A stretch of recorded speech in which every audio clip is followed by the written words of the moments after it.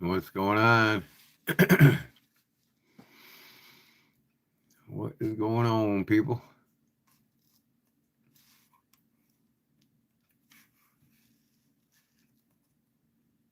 What's going on, people? David, what's up? Mouse, skateboard, what's up? Did you guys enjoy half of the show that I filmed live? That was incredible, man. I grew up listening to Thorogood.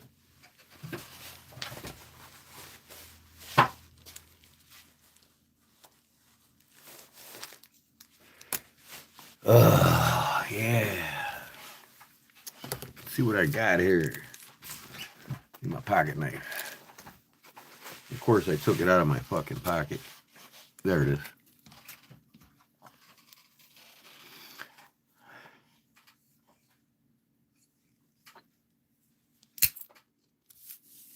Just watching the concert. Yeah. It was pretty cool.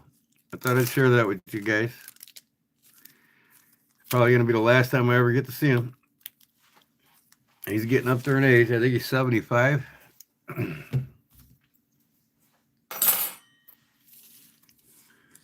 I bought a t-shirt.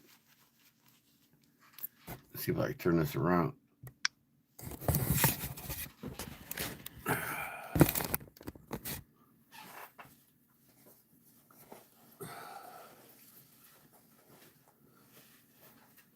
That's the front of it. Doors still good and the destroyers. And then here's the back of it.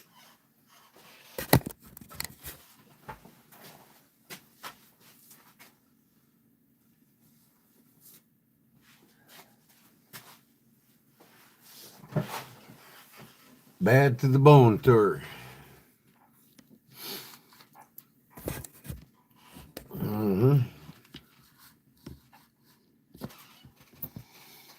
Paul, what's up?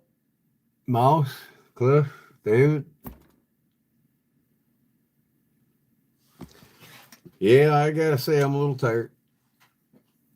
I got back about, I don't know, almost 11 o'clock. And then I went to my buddy's bar. He was there right in front of the stage. And I didn't even know he was there until I got to this bar. I got to this bar. He's like, "Didn't you see me? I was right up front." I was like, "Well, I seen a guy with a Harley jacket on. I didn't realize it was him." And then I went back and played the tapes. I'm like, "I'll be some bitch, man." I said, "Why didn't you turn around and look at me?" Because I was standing like right behind him in the middle of the aisle. I got out of my seats and went all the way up in front of the middle aisle.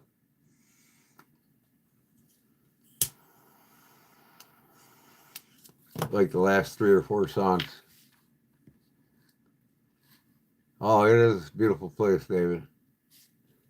It just turned 100 years old.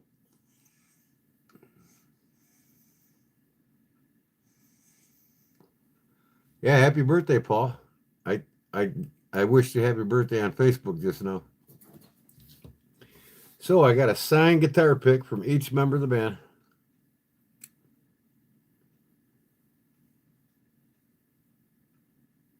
George Thorogood and the Destroyers, the baddest show on earth. Here's the George Thorogood one. And the next one here is Buddy Leach, bass player, I believe.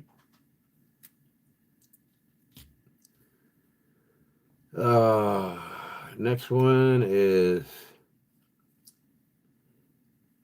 Jeff Simmons, the drummer.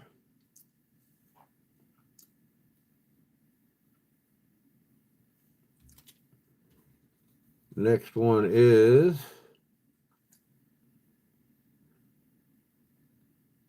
Jim Loeffler. He's the bass player. Yeah, he's the bass player. I'm sorry. He's from Texas. Got the Texas insignia on there. And this last one is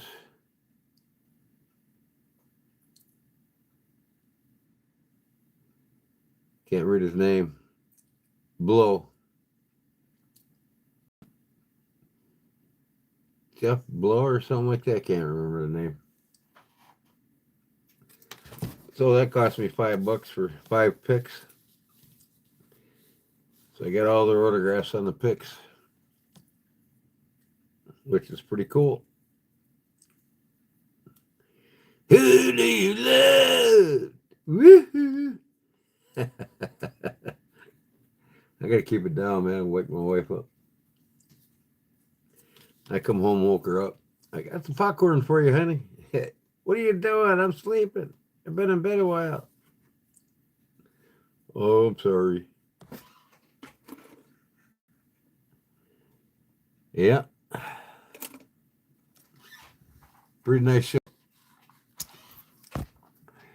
Andrew, what's up? Welcome.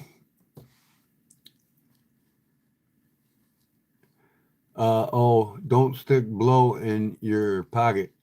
No, I don't.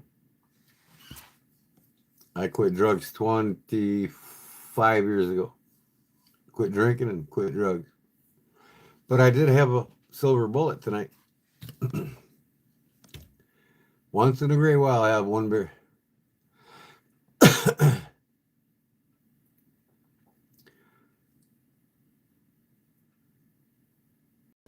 Going good there,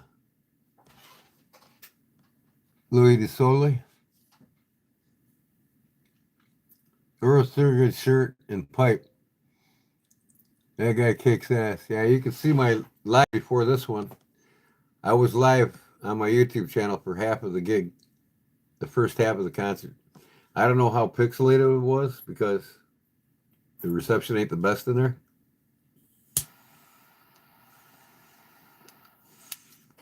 But I tried. Not even close. How do you get drunk on one beer? I drank one beer at 8:30.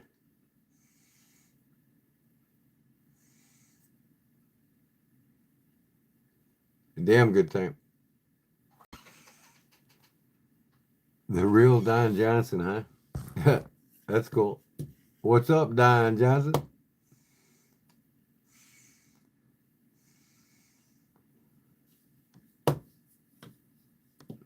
I'm sure you're going to tell me there, Dan Hammond.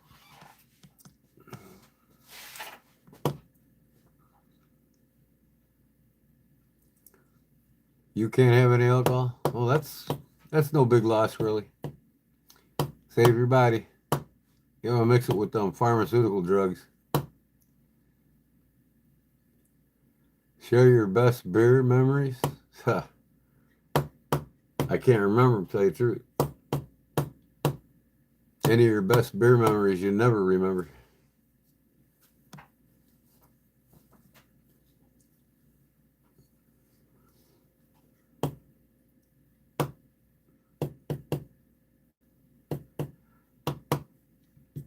So everybody's on Sunday night like it's Friday or Saturday night. That's crazy, man.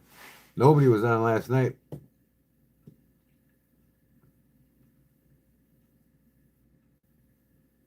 What's the knife of the night? What do you want it to be? I can show it to you.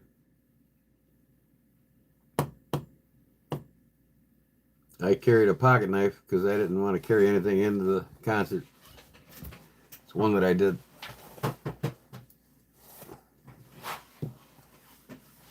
This Barlow I did with the white G10 spacers and the leopard wood.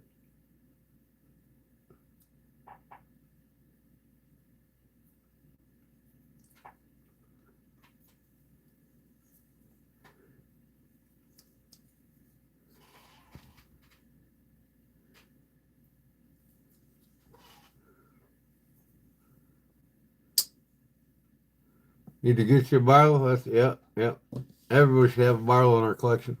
Even if it's a Jack Wolf starter. It's the best one to have. If you're more of a modern guy, get you a Jack Wolf starter. They're only like 45 bucks, which is cheaper than that one is.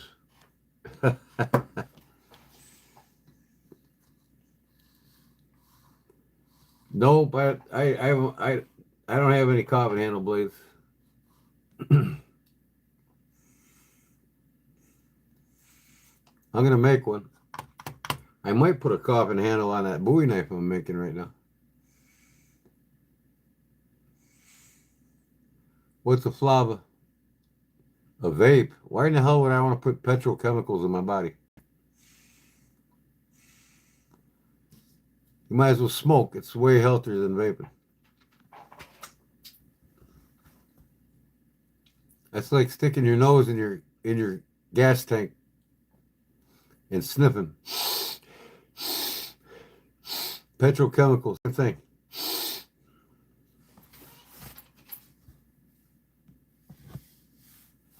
Hey, your doctor's full of shit too. If you believe any doctor, you're gonna die young. Doctors ain't about curing you or making you healthy. They're about pushing drugs on you and making you sicker.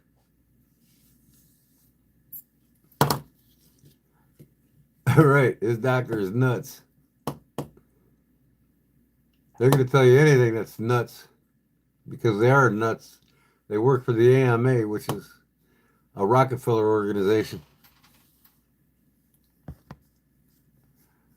And what is propylene glycol? Well, I worked in a refinery for years, and I'll tell you right now, it's the same shit that's in gasoline. Racing fuel.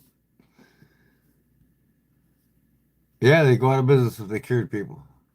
It's healthcare, not medical, or it's medical care, not healthcare. Big difference between the two of them. One will heal you, and the other will kill you.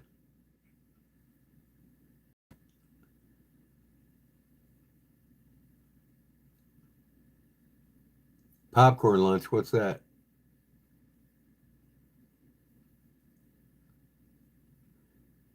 You switched to vaping 5 years ago? You've been vaping for 5 years? Boy, I'd hate to see your lungs right now. Popcorn lung, my doc is helping me stop vaping with nicotine lozenges. He did say it was better. Well, there you go. Yeah, don't put petrochemicals in your body, man. I mean, you're going to die a young death. So if you want to die before you're 55, drink monster drinks, drink energy drinks, and vape. And I guarantee you, you'll have a stroke by the time you're 55.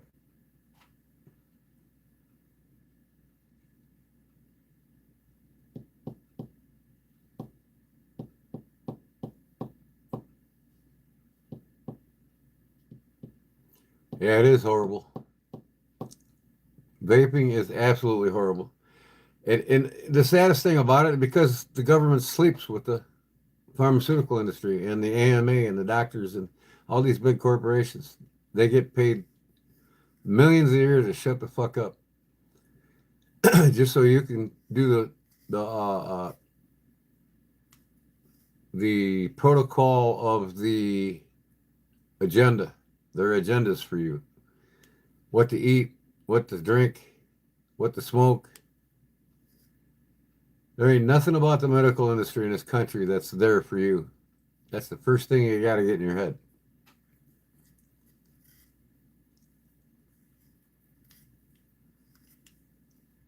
Now this, I smoked for 32 years.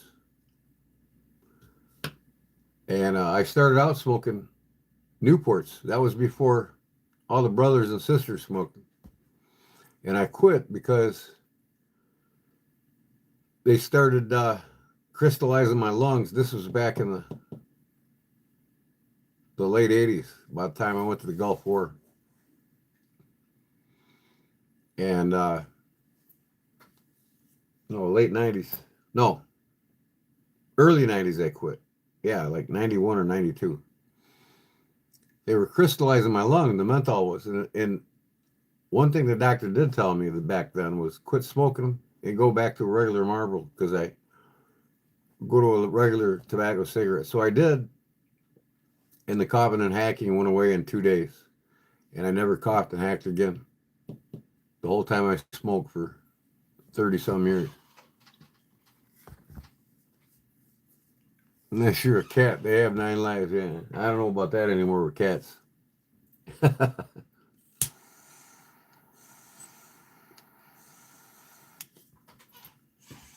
So I basically just puff.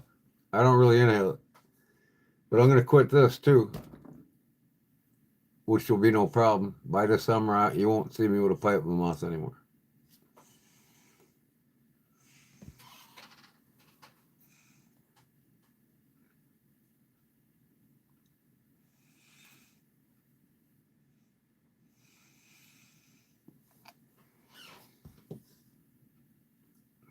No regrets. Well, do yourself a favor now and throw that vape away. You can get you some of them tobacco pouches they got now. That's what helped me quit smoking. I went from 3 packs a day down to a half a pack or less by using them pouches.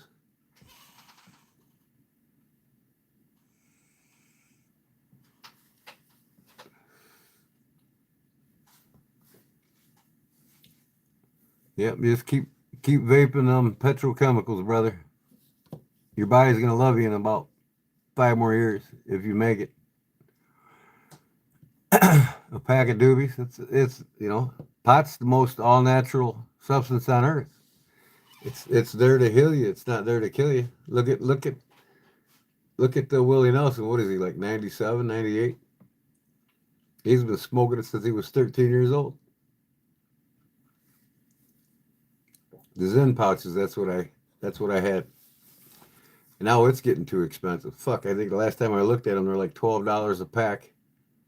It's fucking crazy here in Illinois because they raised tobacco taxes 5 times in 3 years here, just like the gas taxes. We pay the most in gas tax state of Illinois than any state in the country.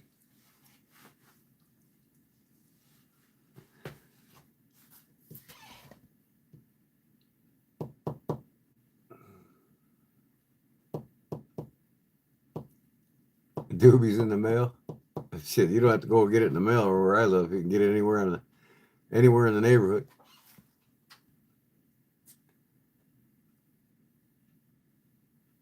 Who's DJ?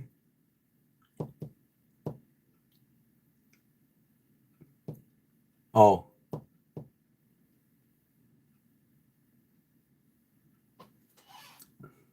Yeah, 7 times. But do you smoke one doobie after the other like you do cigarettes? Most people smoke one, maybe 2. That's why the effects ain't so real as smoking cigarettes one after the other.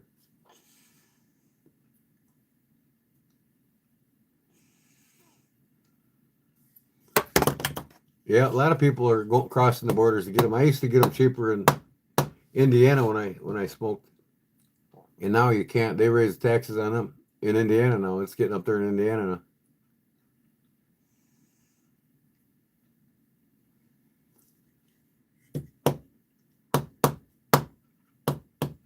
The fool saying weed is worse than tobacco. I got you. I know who DJ is. Yep, I see him. You should do your research before calling someone an idiot. From heart disease from smoking than they do from smoking marijuana. That's the research I've read. So unless you smoke 20 joints a day like you do 20 cigarettes or even 40 cigarettes a day, it's not even close. Like I said, lots of people have lived in their 90s smoking weed all their life. And weed's a natural plant. It's way healthier to a sense. What's healthier, vaping or weed? I bet he says vaping is.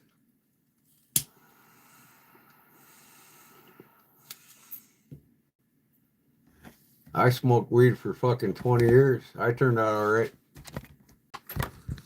I smoked weed, snorted coke, even hit the crack pipe in my later years of drugging. Never touched heroin. Never in my life have I ever touched heroin. But I gave it all up almost 30 years ago because of my wife. I met her, that was it. Cold turkey. Alcohol and drugs. It's been actually 25 years now I've been drug free. Body is an amazing healing machine. It can heal itself, including your lungs.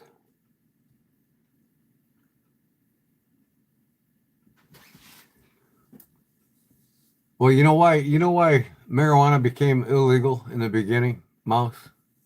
You know who's behind that? I'll tell you this right now. It's the same fellow that was behind creating the AMA, the American Medical Association. You know who that was? In fact, our first American flag by Betsy Ross was made from hemp. Hemp is superior to cotton. And guess who owned the cotton industry in the late 1900s? And hemp was putting his cotton out of business.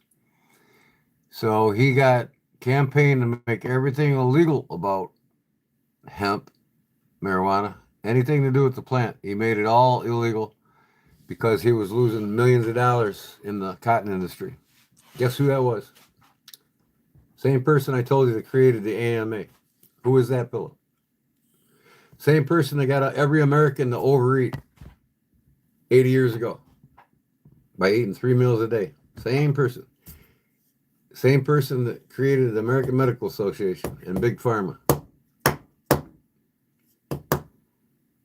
It was Rockefeller that owned the cotton industry. He was involved in the cotton industry. He was involved in the railroad industry. And then he went to the oil industry. But see, all these multi-billionaires are all related. You know what I mean? Money goes where money stays. J.P. Morgan. Well, Rockefeller's best friend was Carnegie. They're the ones that created the AMA in the medical industry and in the big pharmaceutical industry. And it was the Rockefeller's Foundation that created 3 meals a day. You got Americans essentially eating 3 meals a day, knowing their body didn't have your body wouldn't have the ability to fast, meaning heal itself. So the longer you go in between your meals, the more the body utilizes the minerals and vitamins and all the nutrients that it needs more efficiently. So when you overeat, when you eat 2 or 3 meals a day, your body flushes it out. Its ability to fast is no longer there. See, there's a reason for everything in this country and why it's became pretty much like the shithole that it's becoming right now. Most Americans are being lied to, they're being conned, and the government's lets them do it. They're not there for you. They're not going to make America great again. They don't work for you. They work for the billionaires club, which is the banks, draining the wealth of this country. Marijuana is a town and country, and so is tequila. The town of Tequila. It's right by Puerto Vallarta and Jalisco. The finest tequila in the world right there. I get it and bring it home with me every time I go there.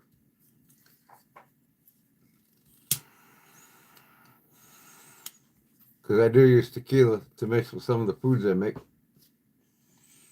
And I'll sip it once in a while. But nobody's ever died of cirrhosis or fatty liver from drinking tequila. Most of that's from booze. It's healthier to drink hard liquor than it is booze or beer because of the glucose that turns to sucrose that destroys your liver.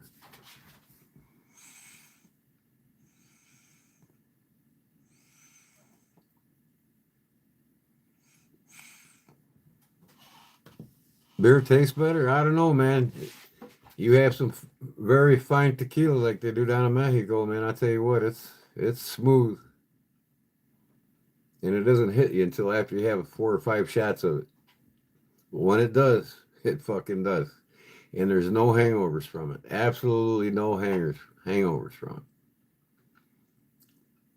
it. It's all the chemicals and the preservatives and the booze that get, bad booze, domesticated beers that give you the hangover. Whiskey's way healthier than just about everything you can eat. Or not eat, but drink. It's way healthier than beer. You just got to drink it in limited quantities. You know what I mean? You don't want to consume it massively every day.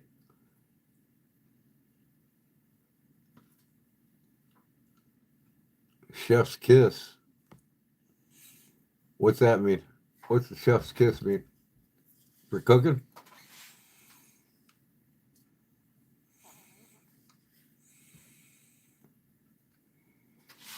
Bad hangover from what, Paul? You don't get hangovers from tequila. Yeah, I know what you're saying. Bad hangovers from beer.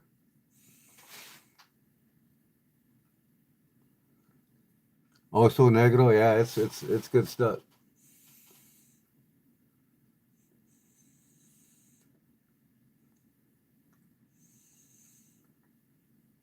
Casadones.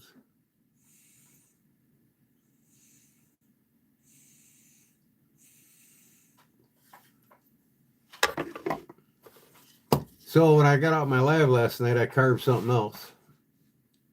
And I got them somewhat painted. I got to finish painting them. But you guys want to see what I carved last night? I got to go upstairs and get it. I'm getting my wife a little collection of carvings she can have, keep around, so when I pass away, she'll have them.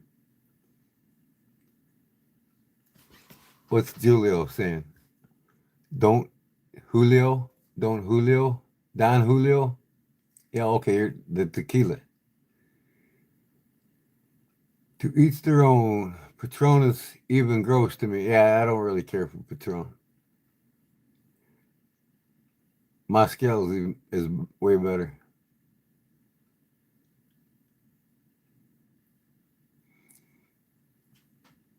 I drink anything and don't get hangovers. The only way you won't get a hangover from drinking domesticated beers is if you drink a gallon of water with it. And you can drink fluids with beer that will rehydrate your brain so you don't get hangovers. You might get a woozy stomach still, but you won't have a pounding head.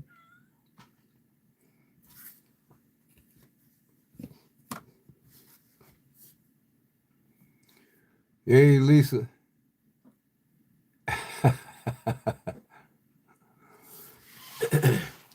Now, I used to go with a friend of mine to Greektown in Chicago. Now in Chicago, there's all kinds of different ethnicality neighborhoods. You got Greektown and Germantown, Russian town. You got fucking Mexican town. You got Chinatown. I've been to most of them, and I used to go with a Greek buddy of mine to Greektown. And we do the Greek dancing on the dance floor and throw the dollar bills out on the dance floor. That's just custom. That's how they pay the band. And when you come into the place in a Greek bar, their biggest drinks are ouzo and sambuca. So each table that there's big round tables in a lot of these bars that surround the band area and where people dance. It's tradition. And they have a gallon of water at every table, sitting there waiting for the people to come to it. Because after every shot of sambuca or ouzo, they follow it up with a slam of water. And that's what keeps them from getting hangovers. And that's why they say in the morning, if you want to fight a hangover, just take another bottle of beer and drink it. Well, essentially what you're doing, you're getting dehydrated overnight while you sleep. That's what causes a pounding headache. And then when you wake up, you drink another beer, you rehydrate it, and it starts to go away. You must be alien because of what? What's up with my live here now? Okay, it's okay.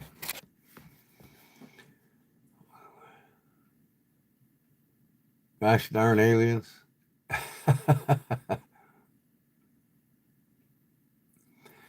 The meaning of life at this point, the meaning of life is to enjoy it, to get the best out of it, to become a wonderful person and learn from it. Life is to live, life is to enjoy. You only get one, so you learn to do many things, have many talents and many, you know, spontaneous. Life is good, especially when you eat good food and you surround yourself by good people.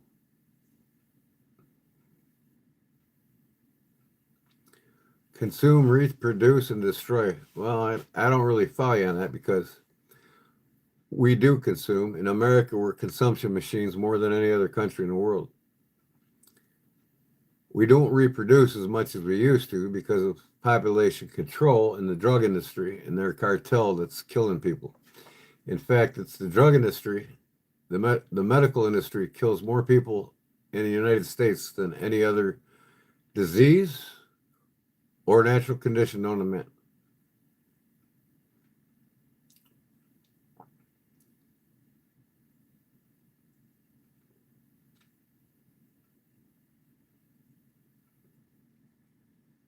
Hello, Mackenzie. Pingley. Mackenzie Pingley. What in the hell is Pingley? Water is life, but a lot of the fluids and liquids you drink have 70 to 80% water in it. So you can actually go your whole life without drinking pure water and still be fine. Like they say, Pepsi's got 80% water, but still, it's the glucose in it that does all the damage. At least you're not dehydrated when you drink Pepsi.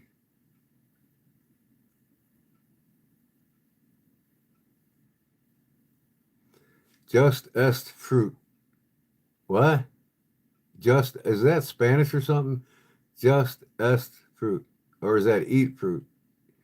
The S should be an A, right?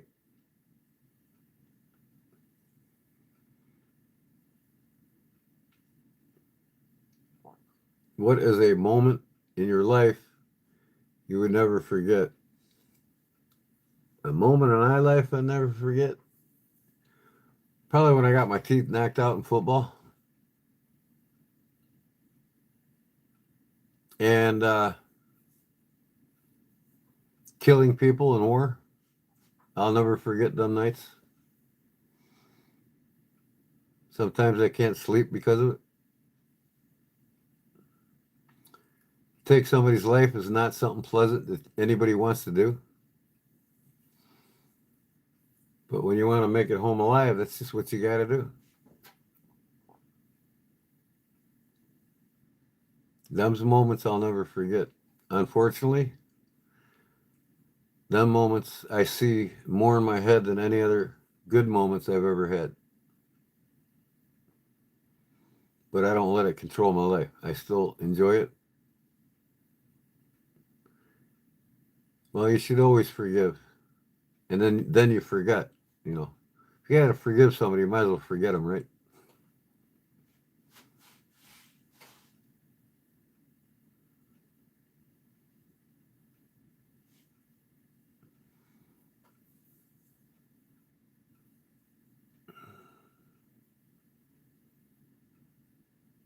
So how many are new here tonight? Haven't ever been to my live stream before. Do you know what I do? What my live stream's about? I just, give you some information about me if you don't.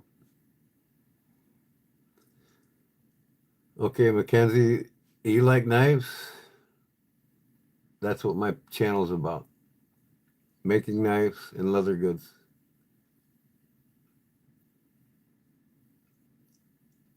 As you can tell, I have a thing for knives. This cabin's full, and I got more boxes.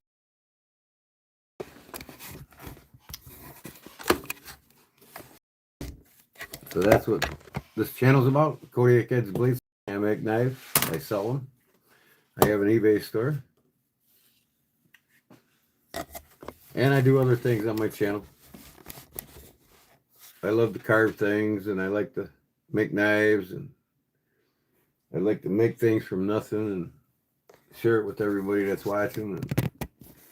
And every other Sunday, I give it away. Gene Jensen's back in the house. What's up, Gene? How'd your day go yesterday?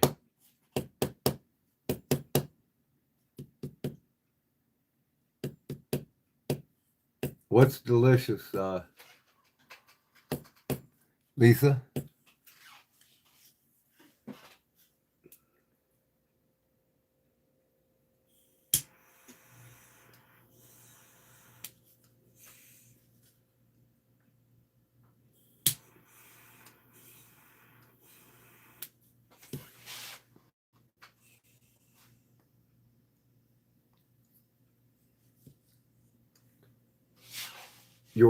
My work?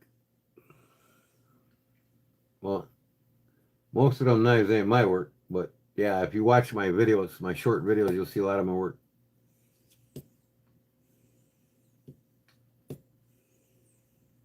Kershaw 76500L USA CPM 154. And that means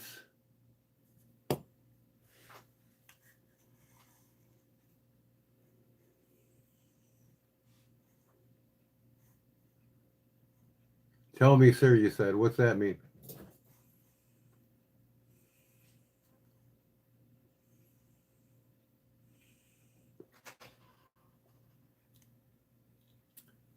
Those books behind me ain't even close to how many books I own.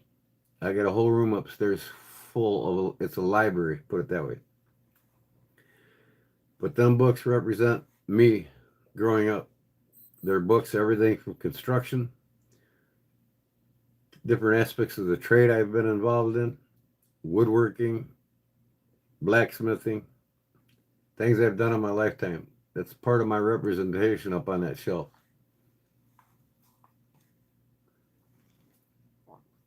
Because unlike most Americans, I still read, and I read every day.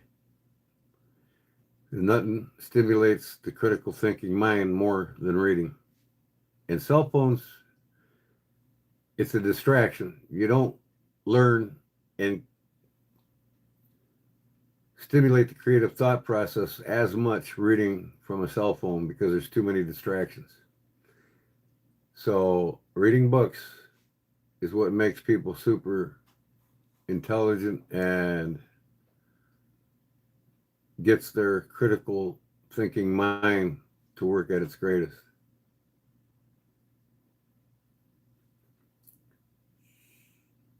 And that's what they don't want kids to do in school anymore. They give them a computer and a cell phone, and that's it. And everything they do read it in school, especially history books, is nothing but a big fucking lie. So if any of your kids go to public schools, everything wrote in the history books is nothing but one big lie. The only thing that's not a lie is from the man himself. Good book. And then there's some historians that will tell you that the Bible is false and that the earth is flat.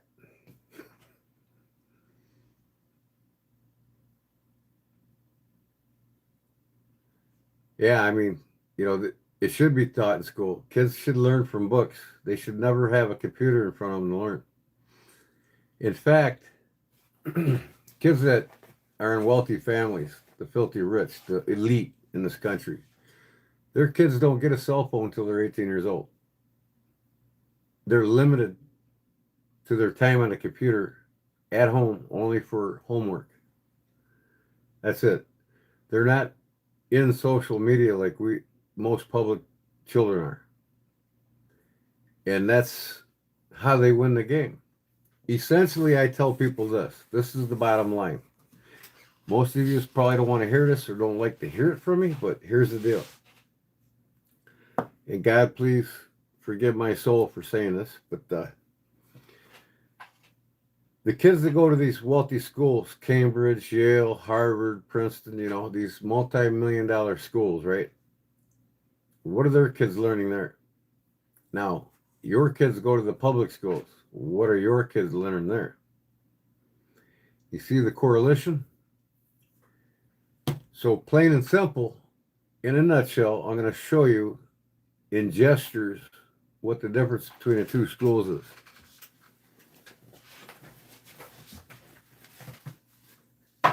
Yale, Harvard, and Princeton, Cambridge, all of them, they go to school to learn this.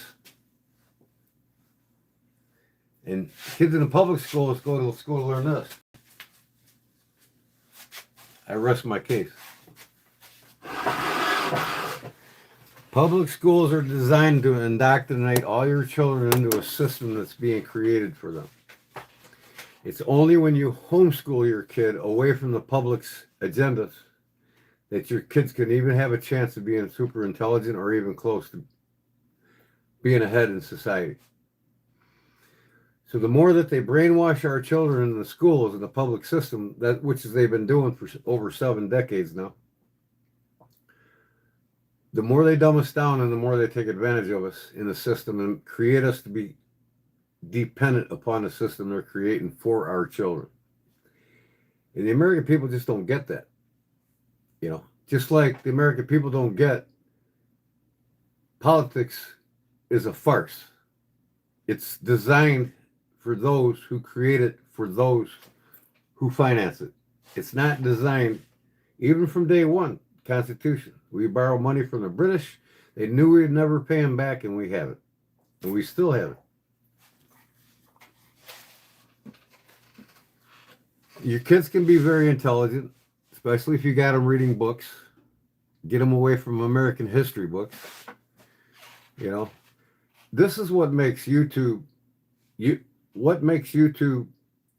force colleges now today to be obsolete. Is you can learn on YouTube anything you can learn in any college, except for brain surgery. It's hands-on, right? You can pass the bar exam off of YouTube. You can become a photographer, a pipe fitter, a carpenter, a mechanic. How many YouTube mechanics you guys know? I have a problem. I fix it myself. I go to YouTube. I get my answers. So basically, we're in a system that's designed for us. Just like everybody's trying to understand and get their head around, why is gender identity becoming a crisis in this country? Because it's being created. And I'm sorry, but if, according to Christ, right? You're biologically born a male, you're a male. You're biologically born to be a female, you're a female. Any parent that allows their child before they're 18 years old and out on their own to change their identity or their sex before they're weaned needs to go to prison. There's lots of these kids that grow up 18, 19, 20 years old after they made the change, totally regret it. What the hell was I thinking about? But in theory here, now here's a theory a lot of Americans don't realize. We have what's called feminism in this country. Now, it's very provocative, that word, feminism. But until women understand what feminism actually is and who created it, because it was created by the creators. How? See, women didn't just wake up one day and said, I want, as a Christian nation, to where we were obligated as men to serve thy Lord, and through marriage, women were obligated to serve thy man through marriage. The male role has to be, according to the scriptures, be dominant in the relationship that holds the family together Christian-wise. When we float away from Christianity, it's a whole different game. So let's leave Christianity out of this for now. Let's go back to feminism.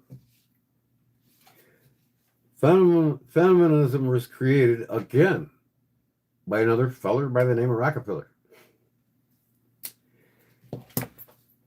There was a movement, the solidarity movement, the liberation movement of the women. Women all of a sudden woke up and they wanted to be equal to men. Well, that's fine. I agree. Women have every right to be equal to a man.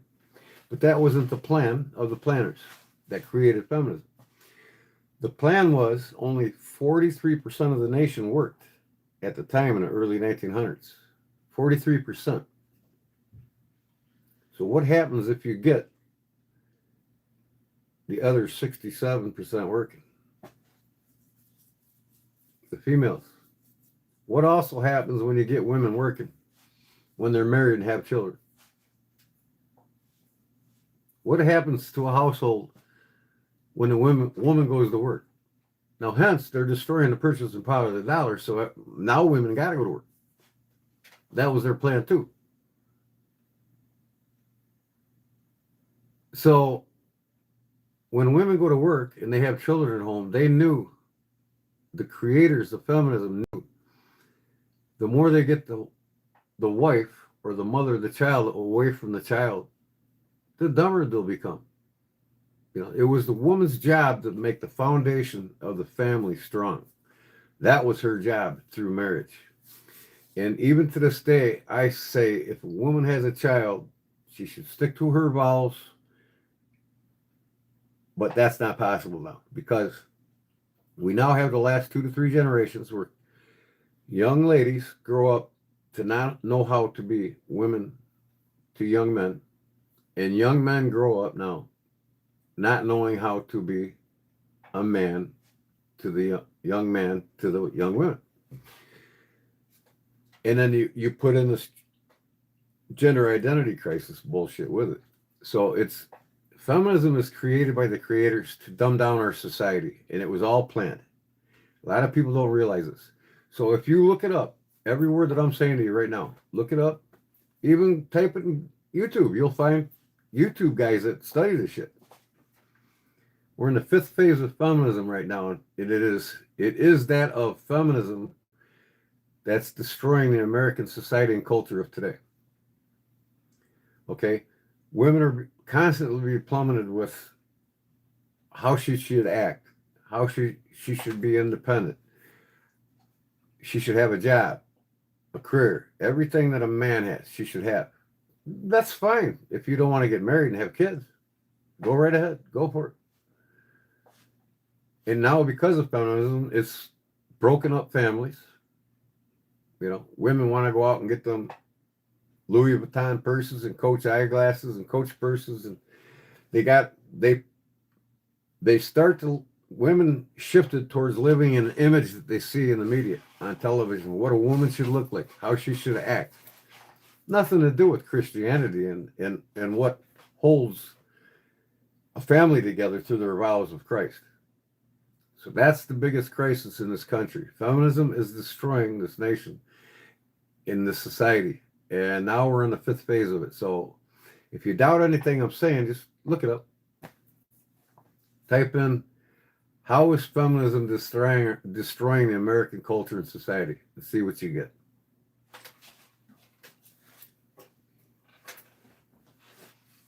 Okay, what do we got here? Hello, Paul, Mr. Mouse. What up, Chris? Hey, Chris. Wasn't it you that wanted that buck knife done? And I wasn't paying attention the other night when you were on here? I think it was you, wasn't it? That wasn't Jason Beecher, was it? I can't remember. So anyways, I emailed you back, and if you still want to go forward with it, I'm good to go. Just message me back. I'd love to make you that knife and get it done for you. If it was you, I can't remember. I have a new cold steel being shipped tomorrow. Cool. Which one is it? Which one did you get? I need to get some more cold steels. I need to get my ones that I let go of back. I miss my spider coats too.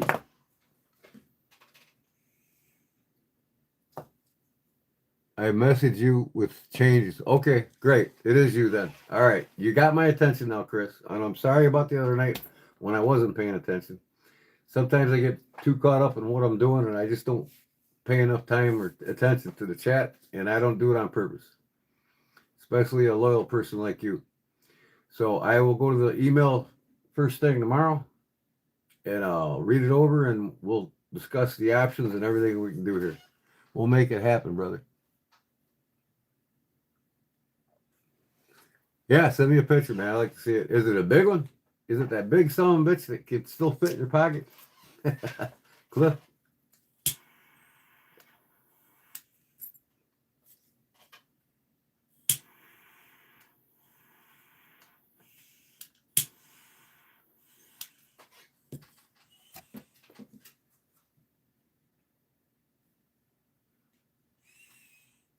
Dude, spot it. Yeah, that's a big son of a bitch.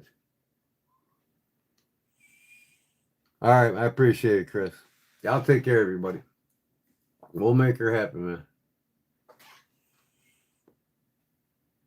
Spyderco is fire or shit? Come on, Paul. Spyderco is good, man. I'd take a Spyderco over a Benchmade any day.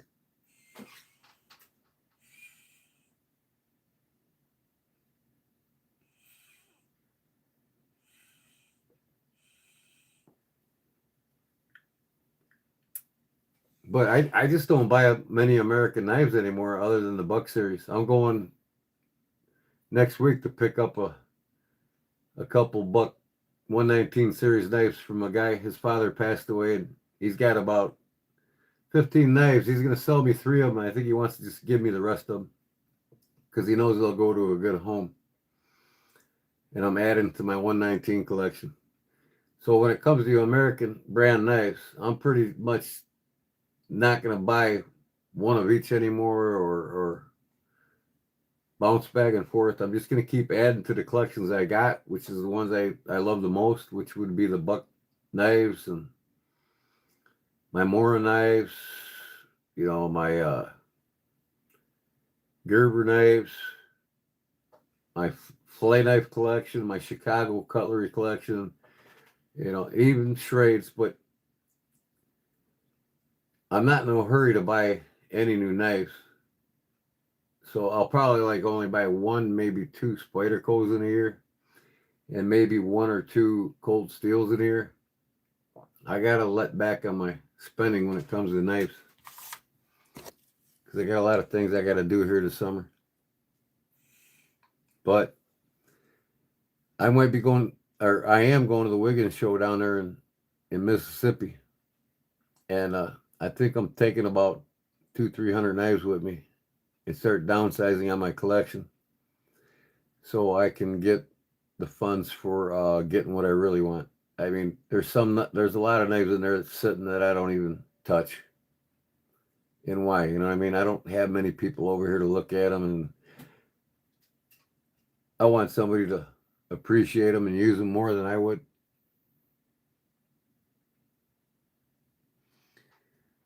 Okay, what am I missing here? Very true, Paul. What's Paul saying? 15 though.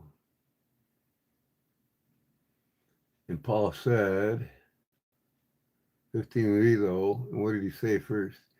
Dog's got to go when the dog has to go. Laughing out loud. Then somebody said something. And then Paul said 15 though. I don't know what that meant.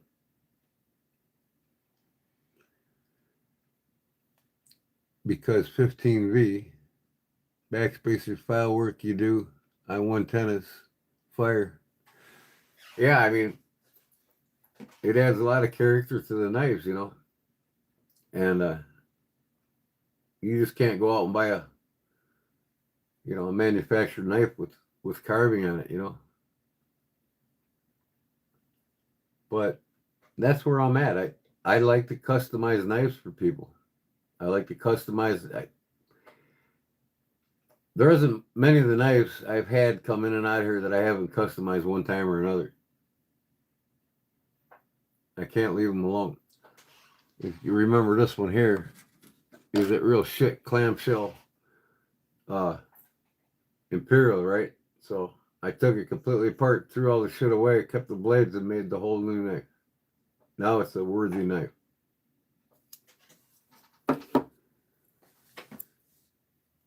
I make all kinds of knives there, GT. That's what this channel is all about. I make custom knives, I make knives, I customize knives, and I make leather goods for the knives.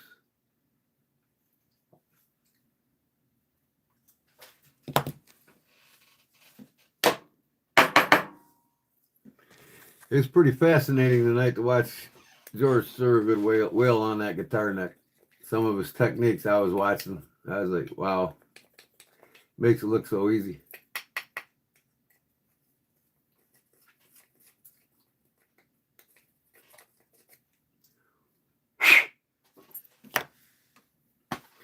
Yeah, my regular bag of tobacco, I dropped it in the stadium somewhere. I wait till the morning so I can buy some more. I gotta smoke this cherry stuff all night. Or this morning, I should say.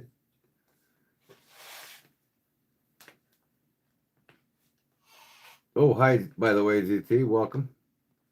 And yes, that's what my channel's about. I make knives.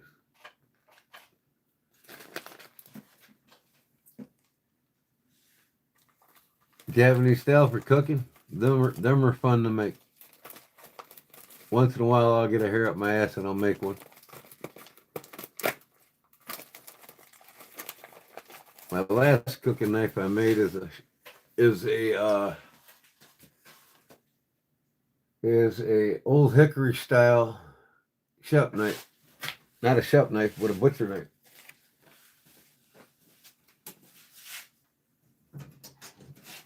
I can find it. Yeah.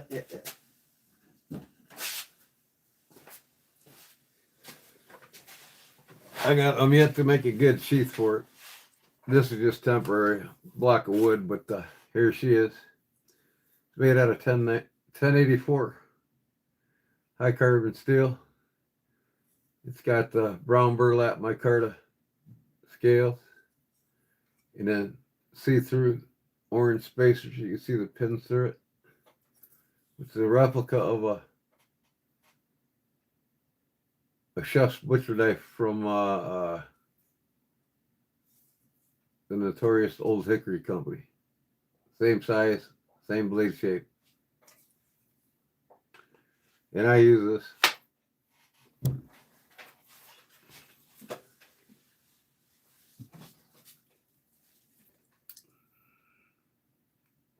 Did I do some file work on your knife, Cliff?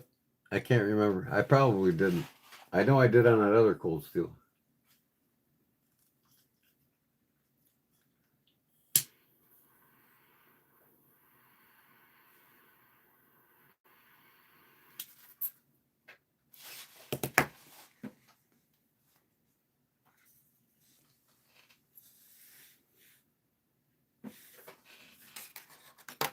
What are you doing, kitty?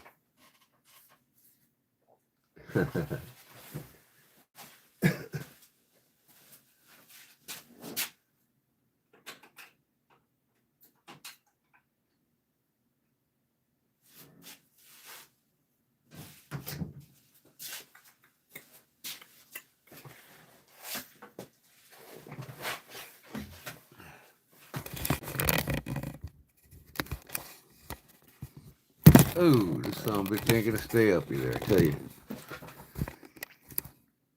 Doesn't want to stay up, that's for sure.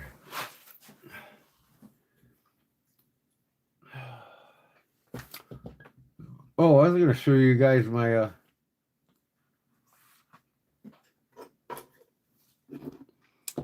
carvings from last night.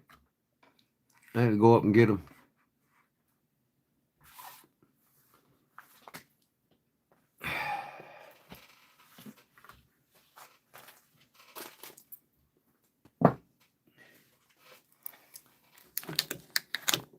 And my lockbacks that I made. Barlow I made. An open number 8 that I customized. This is what I carved with last night. That's why it's still on my table. I turned it into a carving knife. An Opinel number 8.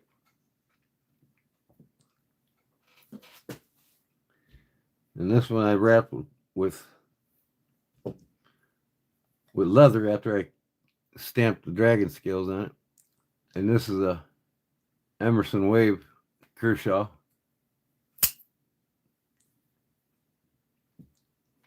Made the lanyard for it.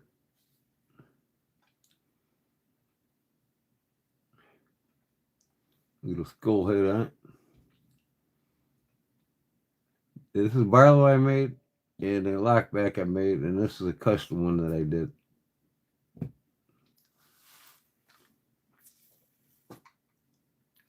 Oh, odd schedule. What's that? Most evenings, Water Doc. Nice listening to you. Do you have a schedule for live yet? Well, I'm usually live every other night, but lately I've been going live every night for the last several days. You know, even if I pick up 1 or 5 subscribers on a lousy live, it's better than none. So I like gaining subscribers every time I go live, and I usually do. When they're scheduled, I'll have them posted several hours before the live. So if you ring the bell, you'll get notified.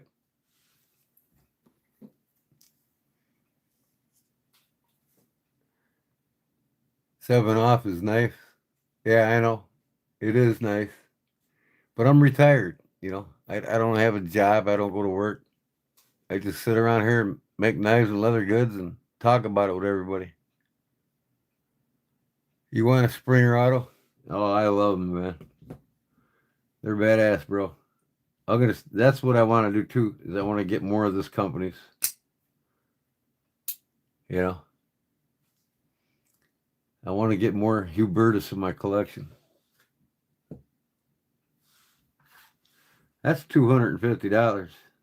$275. They're not cheap knives.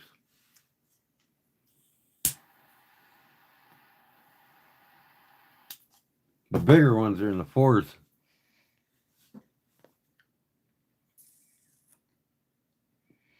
Your favorite late night show? It's better than listen to Seth Meyers or Stephen Colbert. Hey, you never know with me, huh, David?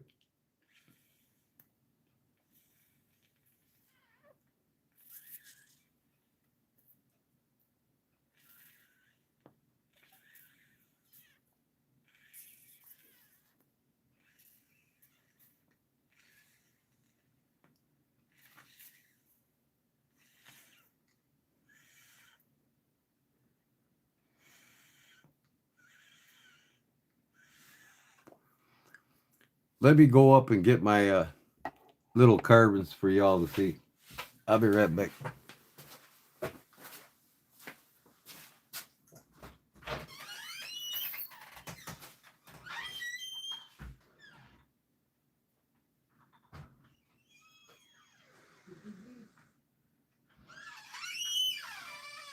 Come on. Come on. Get in there.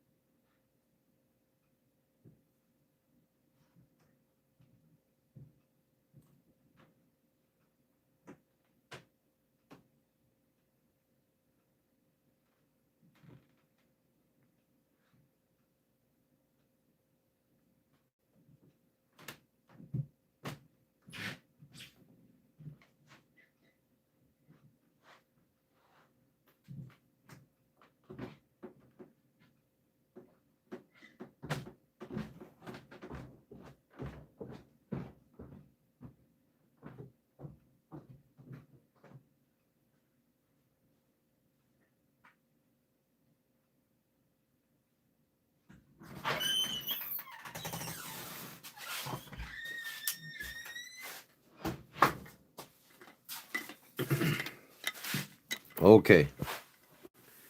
The first one I carved, you all can remember, was this little guy for my wife. Little bunny rabbit.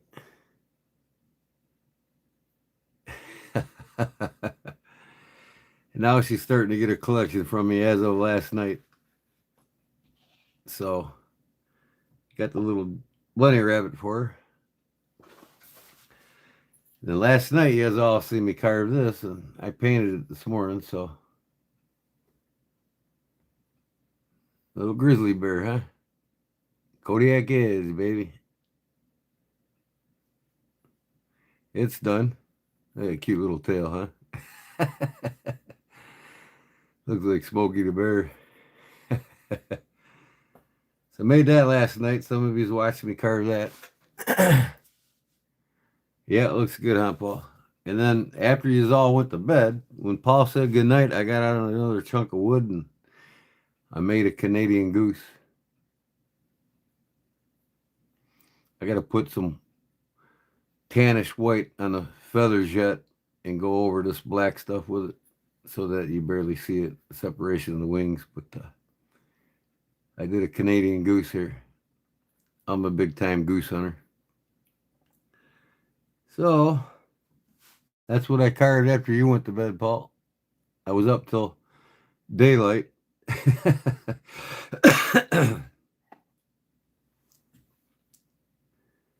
Now this one he carves this bear on all four legs. I'm going to carve that one next.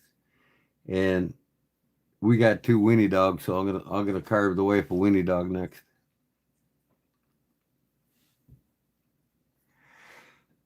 Yeah, there's just something to do, you know. And this is what I carved every one of these with. This opal number 8 that I customized and made it into a carving knife. I carved the snake on the spine. That's my little carver. Opal number 8 peasant knife.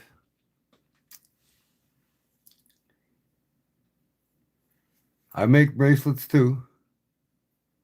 I didn't make this one. I made this one. It's an expandable. Buddy of mine sent this to me. Another fellow in the knife community, Jedi Knives. He sent one to Big Jim too. If you ever see him wearing it, same exact bracelet. There's 38 knots all the way around this in the cross. See, so these were made by a monk, and he said a prayer every knot he tied. All 39 knots. That's how old Jesus was when he was resurrected.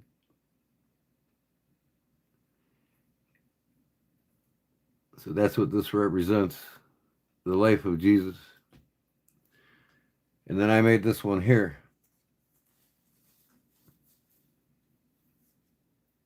But I bought the buckle for it. Or the clasp, I should say.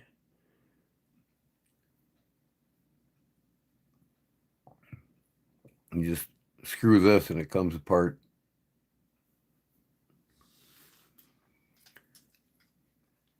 Yeah, I make bracelets.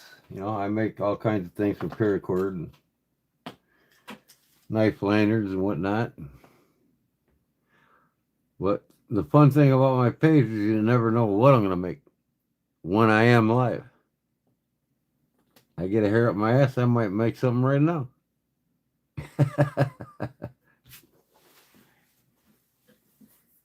And it's enjoying to me to sit here and talk to you guys and carve something while I'm doing it, you know what I mean?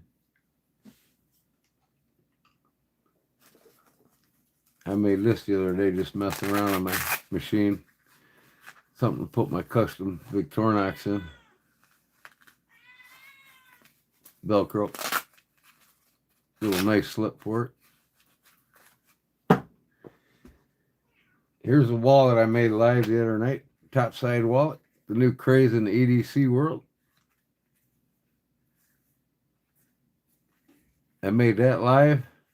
And I made one that I'm using right now. It's made from embossed ostrich. Then I made this, this money clip here for your cash. course, there's no cash in it.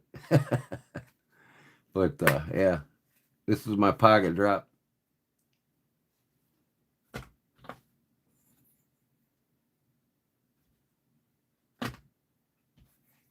And this is the top side wallet. The only thing that's sewn is this right here. That's it. You can put your cash in here standing up or fold it over and put it in the back. You got enough to put 4 cards in here. 3 to 4 more here in the back before the cash. Then you got a slot in the back. I just put a challenge coin or whatever in here, you know. That's what I like to put in there. These will be for sale on my eBay store. All the links are in my description of my YouTube channel. And I got a couple landers, I think, on my eBay store right now. I've got an EDC Hank that I made, like this, on my eBay store. And I got one with fishing poles on it, I think, right now, if I can remember.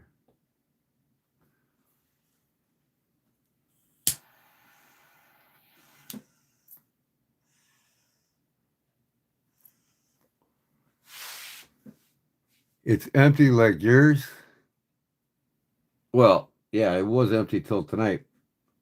I had some cash in it tonight and I spent it.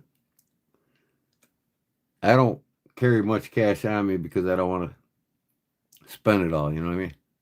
If I carry $200 on me, I'll try to spend it. I need to carve a little Jesus, huh?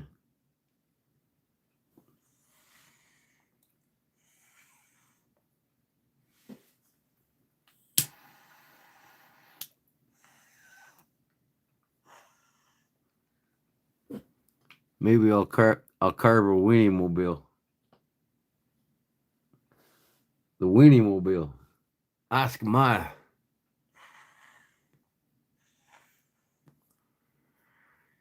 Yeah,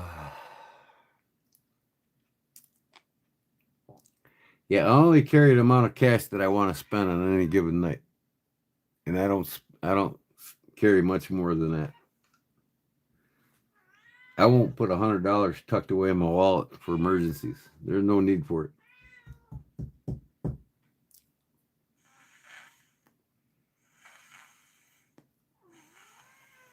What's up, David? No, I suppose you want back outside. You just fucking came in. Why do you gotta go outside already? Huh? God almighty, cat.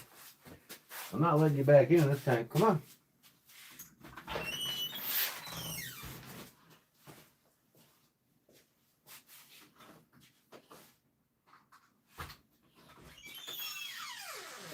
Come on. Let's go.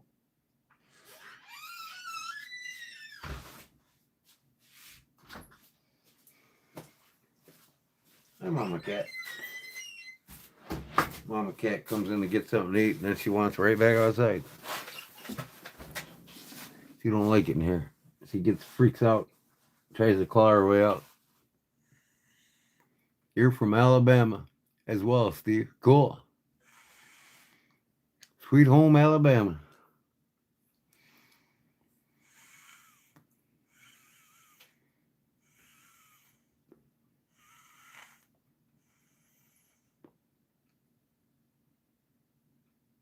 North Central Alabama.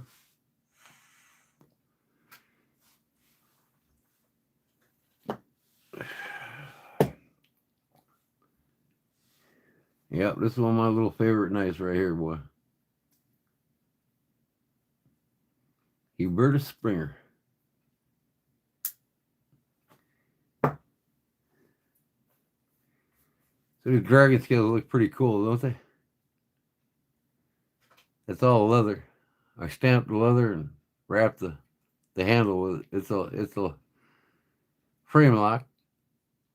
So only one side got the leather.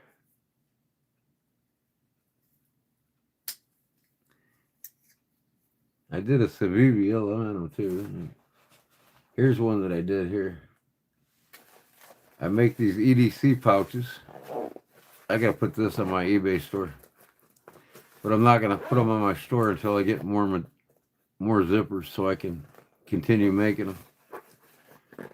There it is, closed up. You got a little belt loop right here, or you could put another knife in its sheath in here if you're carrying it in another pack or something. But unzips, got my logo on it, and when I make them from now on, this is Velcro. This whole thing is going to be Velcro, so you can put all them little patches that you like on them. You open it up. I got a zipper pouch here, putting your challenge coins or your extra business cards, extra lighter in here. This is made for a pen, but I don't have a small enough pen to go in here yet. I gotta buy one. I got 2 more knives, and then I made this. It's got a back pouch here for putting your wallet in. So when you put this on your belt, nobody can pocket pick you. Say if you're at Mardi Gras or something, you know, and you're in a big crowd, you don't want to get pocket picked. Put that in there and zip her up. But this is a Kershaw leak. And then I got my other Civivi that I wrapped with leather. My other knife that I wrapped with leather. So I got natural leather on one side. Since it's a blacked out Civivi, I did black on one side and natural leather on the other side. So this is all wrapped with leather.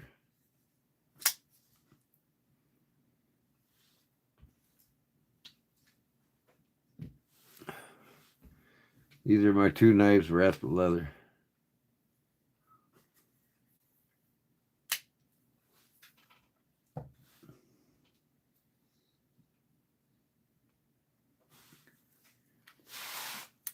Phone. What?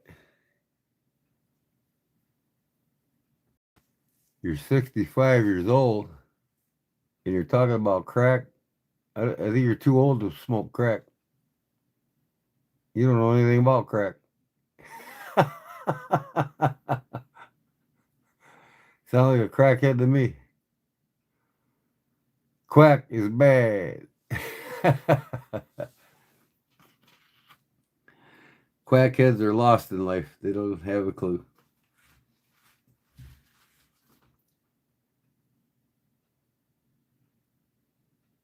Stay up, damn it.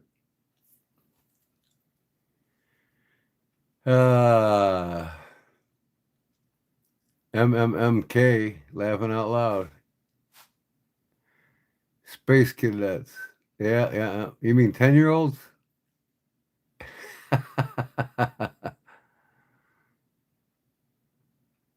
You don't know, depends on the crack. Okay. Alrighty then. Hello, Amy. Jean says, wow.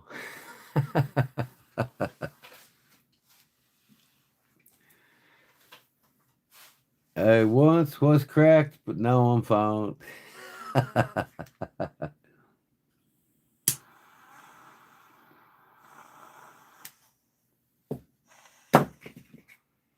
Some of these people come here with some of these off the wall fucking comments, man. It quacks me up. It cracks me up, no pun intended.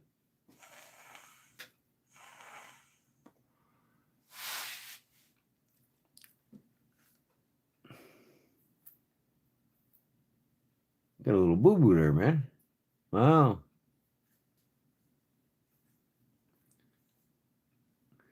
So I sported the Seiko 5 tonight. One of my favorite watches.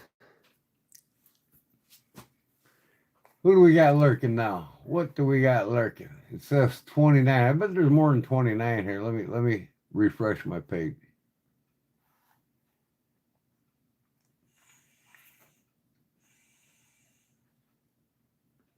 29. I'll be damned. It's staying up the par.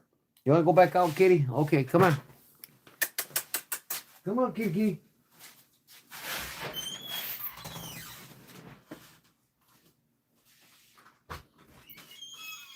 There you go. Kiki.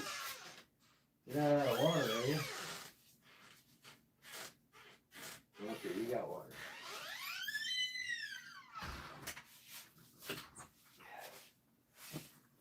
Mama Kitty wanting out. She don't like staying in here.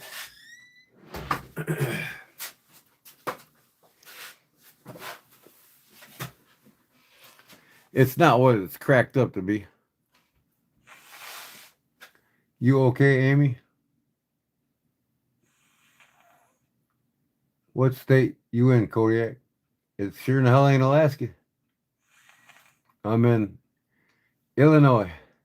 I'm an Illinois boy. Grew up part of my childhood in the South.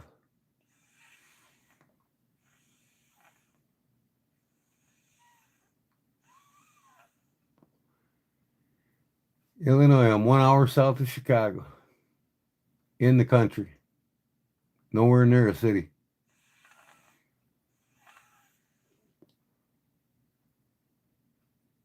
Saw your lighter. What kind of lighter is that? One like this?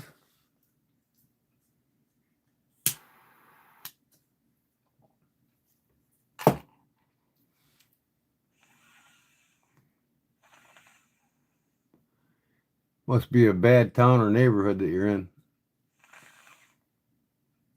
The only time to do that would be in a bad town or neighborhood.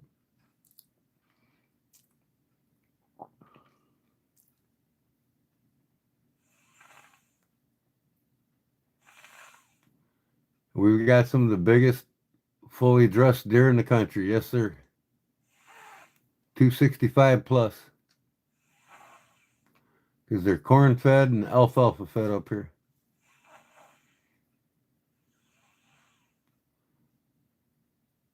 You told me you smelled donuts.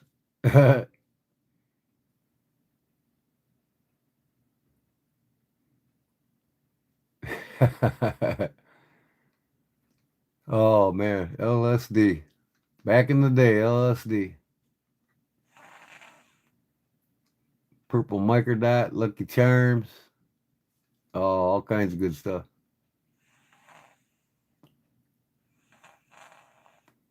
But them days are gone.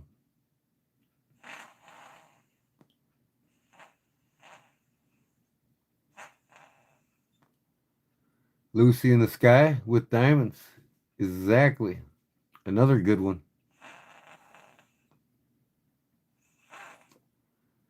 Lucy in the Sky with Diamonds. Wonder who wrote that song, huh? And what it was about.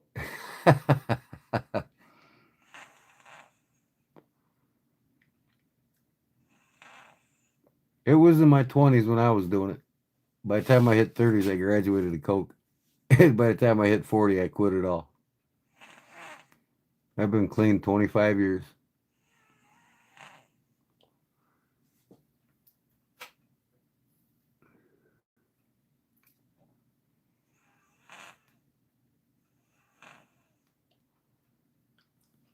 Donuts are one of the worst things on the planet you can eat. You know what else is one of the worst things on the planet you can eat? Anything you deep fry and you reheat it in the microwave. The microwave causes a chemical reaction with the reprocessed, reheated oils that you deep fried with, and it turns it into a chemical that's utterly dangerous for you. So if you eat deep fried foods, do not reheat them in the microwave. Always reheat them on the stove or in the oven. Unless you want to take 20 years off your life, keep eating them out of the microwave.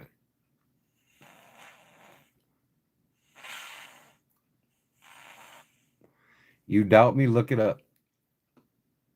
Just ask Google, is it unhealthy to reheat deep fried foods in the microwave? And see what you get.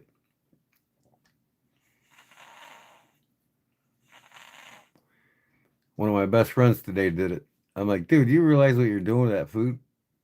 You have no idea what that oil is turning into heating it up in the microwave. Most oils are only made to be cooked one time and one time only. But you can reheat them slowly, but not in the microwave.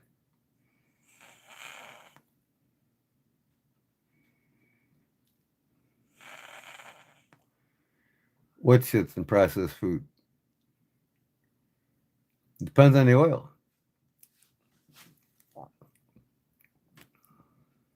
But for most oils, all oils, you don't want to reheat them in the microwave. There's just a chemical reaction with them that makes them deadly.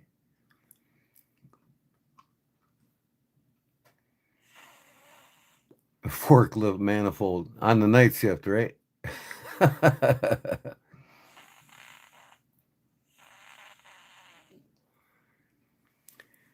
I pretty much stay away from deep fried foods anymore.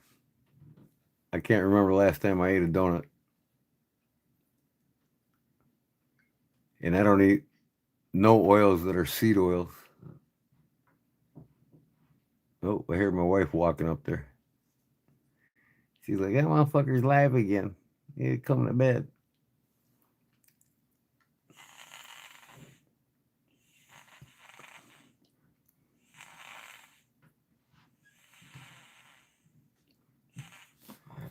She's probably going to come down here and check on the cats.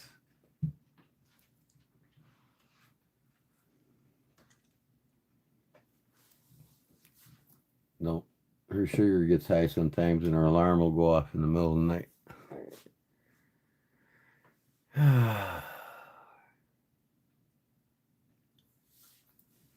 Here's my lock back.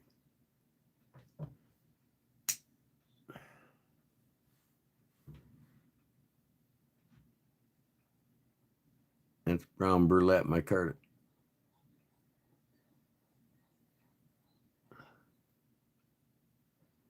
Kodiak edge.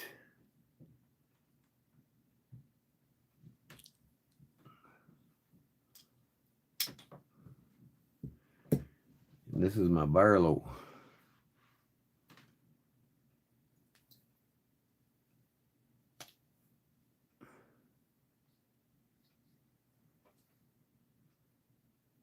Kodiak edge. This is ironwood. Ironwood scales. Got a little arrowhead here, top of the bottom of the blade.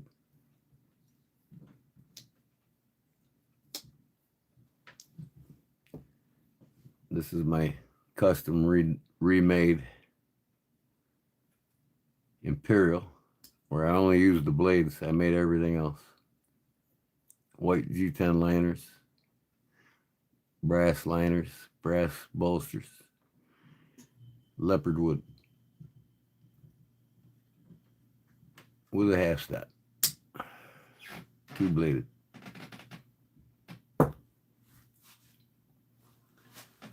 So when I get some more zipper material and some more of this mesh, I'm going to make some more of these bags and offer them on my YouTube channel. For all you EDC lovers.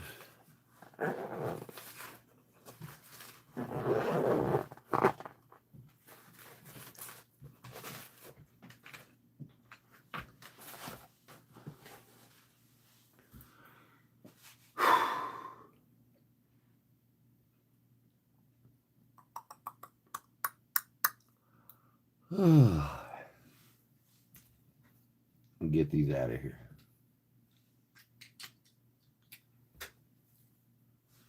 Since we're into the German topic here, I'll get some more German knives out. One of my favorite knives to collect is German made.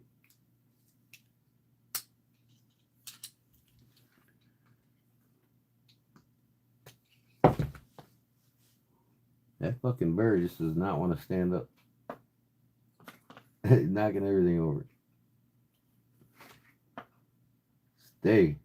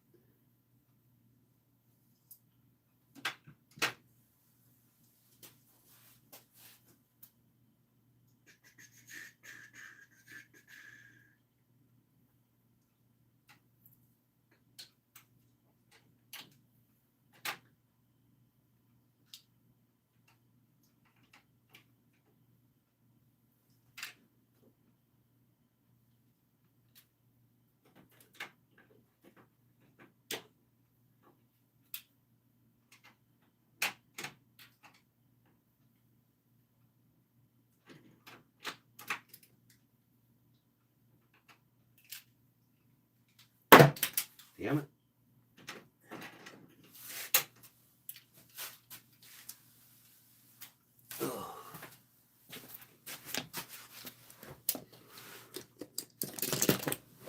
Okay. That's the Hubertus from Germany, handmade. Now I got these Kissing Crane farmhands from all different decades. As you can see, as they get older, they're not as new looking. This is the oldest one I got right here. Kind of like a case sidebuster, but these companies have been making them longer in case. This one's an I brand here, also made in Germany. Just like this one's an I brand. This is I brand Karl Slettner from Isoli in Germany. Folding Hunter.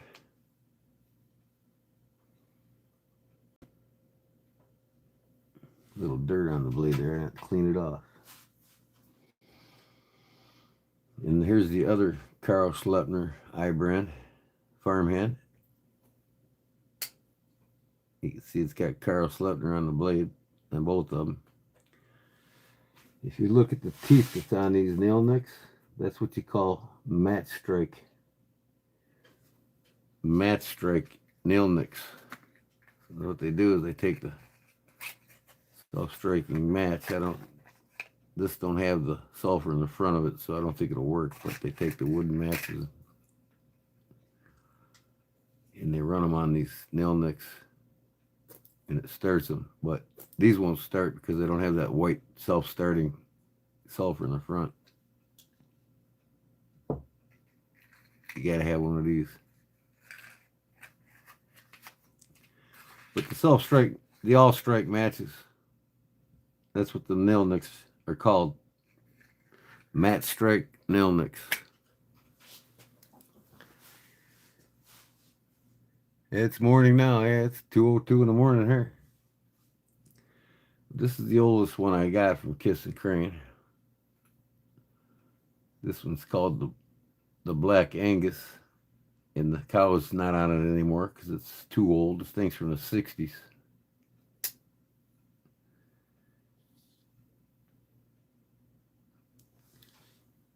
Here's an updated Black Angus. You can see the cow on this one if you barely look at it. It's not that new, but this is from the 70s. Cow right here. I zoom in a little bit. You can see it better. Barely make it out. See the Angus there? There's the cow. Got a couple scratches going through its body. Black Angus. Now this one here is also from the late 70s. This one's called the Brown Mule. And this one's in better shape. Germany, Kissing Crane.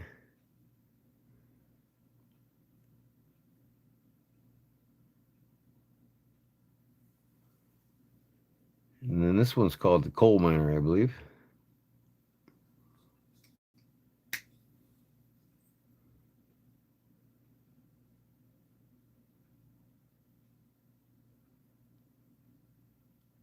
Kissing Crane from Germany.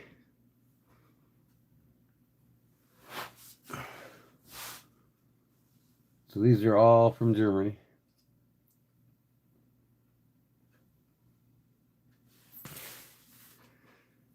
And then here's one called Corn Squeezins.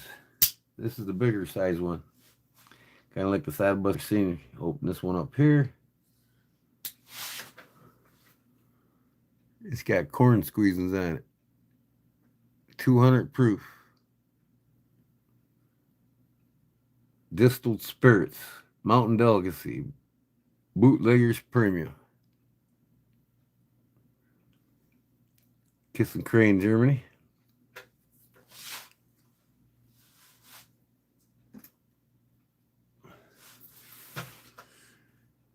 Oh, then I got these two here. These are both Bokers. Same exact knife, just one's white bone and the other's red bone. Boker tree brand made in Zollian, Germany.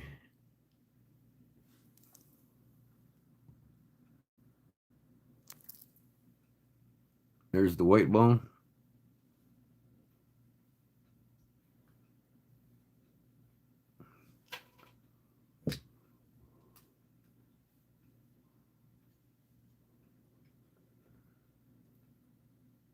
Yeah, we all night birds around here, this neck of the woods.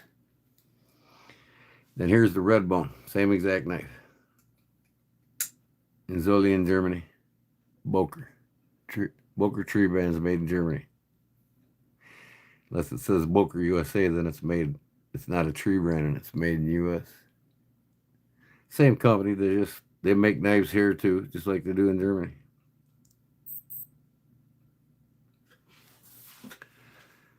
Here's another Boker. This is a three-bladed Stockman. This is the Bald Eagle series. It's one of 3,000 made, I think. This is 1,604. And this is made in Boker, Germany. Bald Eagle, one of 3,000. Three-bladed Stockman. If it had two blades, it'd be considered a jackknife. Oh, I don't have a fingernail. It's got a mini splay blade on it. It's got a sheep's foot on it. And a California drop point as the main blade.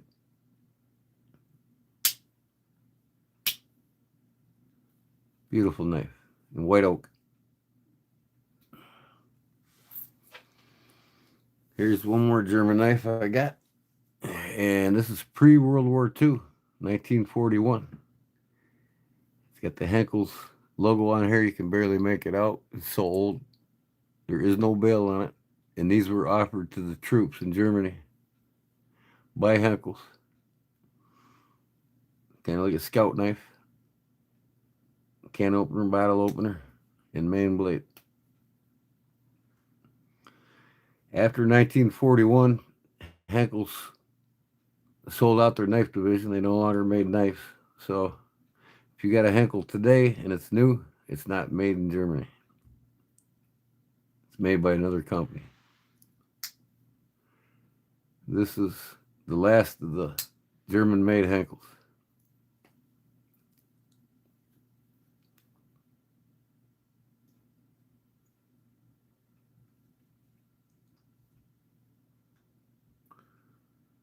I guess the showing knives is better than talking politics, ain't it, guys?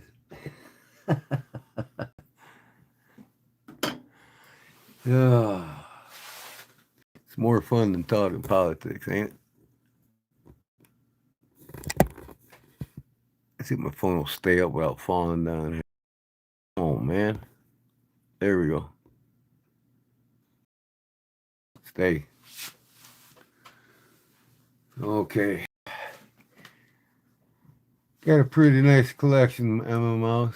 My collection needs a straight razor. From what, case? Or just a straight razor?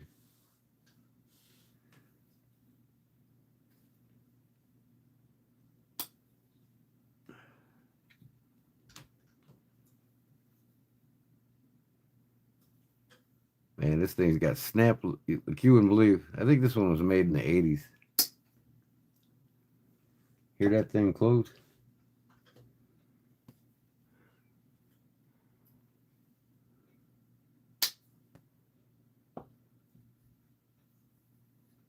This is an old goodie here, man. Look at them handles.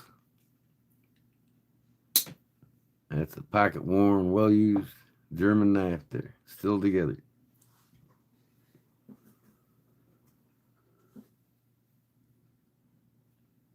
posting egg photos of my little collection too. Nice.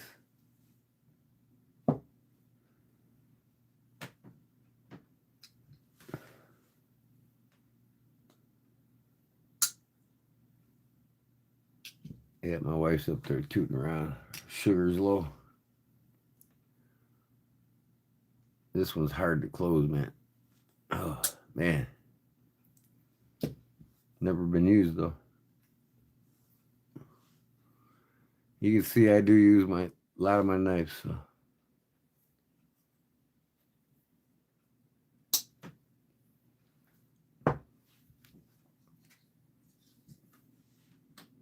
Corn squeezing.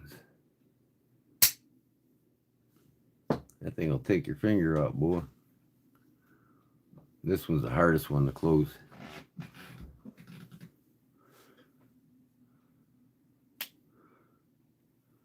Carol Schleppner, Brand.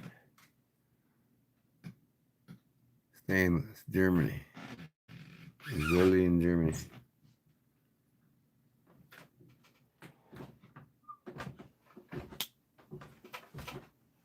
Oh, here she comes.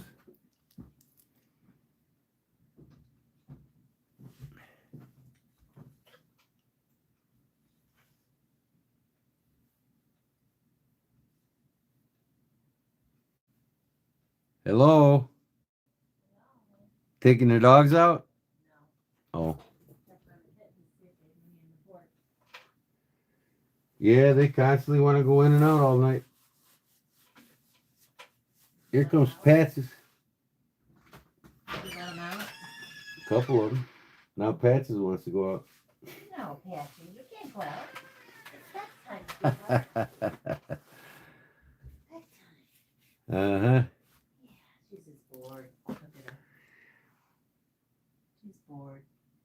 Did you have a good time? Pretty new to social media, huh? Hi, Mrs. Kodiak. Hello. Hello, she said. Look at Patches. She's just bored. Yeah, she wants you to pet her, huh? Yeah. Hi, sweetheart. It's a she, right? Yeah. Yeah. Patches. That's the most laid back cat we got. She just loves to lay down and chill. She's sweet. I'm gonna put more water in that cup for him over. It's cold down here. It is. It's kind of cold. I'm fine. I got my cold weather stuff on still. Oh. What message was deleted? Brian with what? What did he say? Can you tell us about your deal with Satan? Yeah. Satan told me that you're gone from this channel forever. He told me to get rid of you. And I did. So I should get my lazy ass up and get the yard job done. Yeah, I mean, I'm not going to do it for you. I'm retired. Last thing I'll do is help you with your yard work. No, if I was over there, Leanne, I'd help. But you should just get in the boat and drive away in it, right? You can go to downtown Italy in a boat, right? Have a good day, buddy. Be safe. Well, let me get these things back where they belong.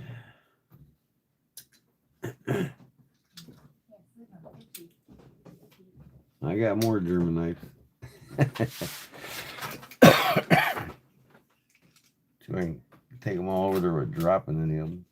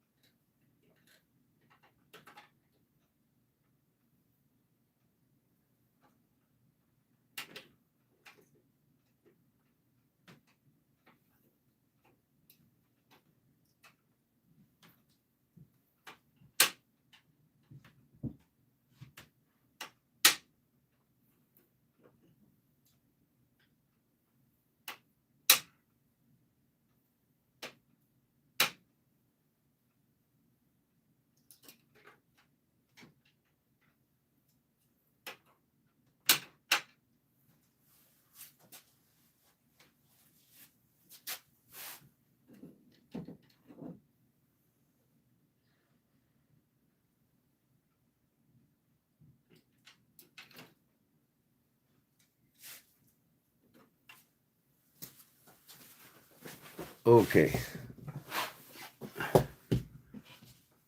I showed you this one already. This is the corn squeezins. Just showed you that one.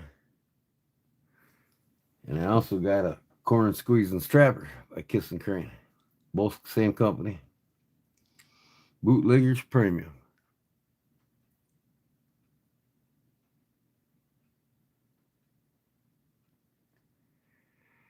Mountain Delicacy. Appalachian Distilled Spirits. Kiss and Crane. It's got a moonshine jug right here on the bolster. Number, which one it is. Number 0963 out of 3,000 made. 963 out of 3,000. And it's black bone. Beautiful, beautiful knife.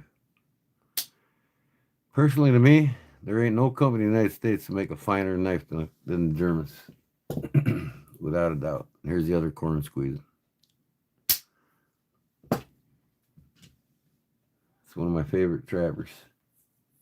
And we got this hobo knife here by Kiss and Crane. There's a spoon and bottle opener. Knife's in the middle. And I gotta get this damn fork out of here, and I can't do it without assistance here. I don't have no fingernails. But you had to get that open first before you'd open the blade. And then that comes off. It's a hobo knife. And then you got your knife with it. So there's your eating utensils if you're in and out of the woods.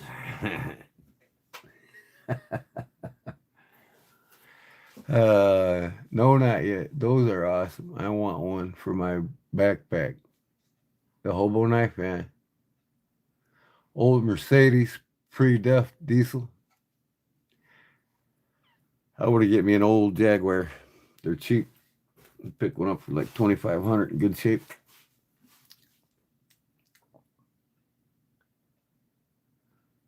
See that something I've seen Robin posted today, Paul?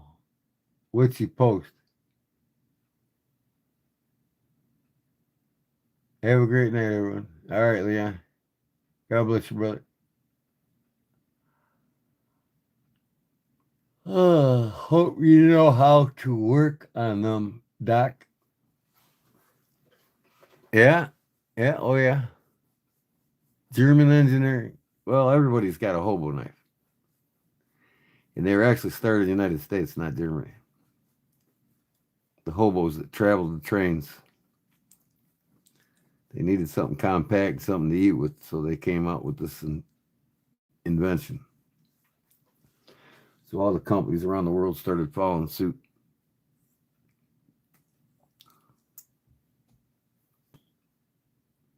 So it folds back up.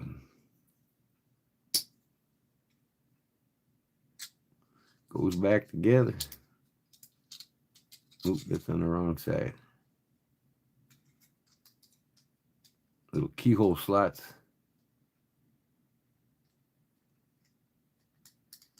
Oh, I'm doing it wrong again.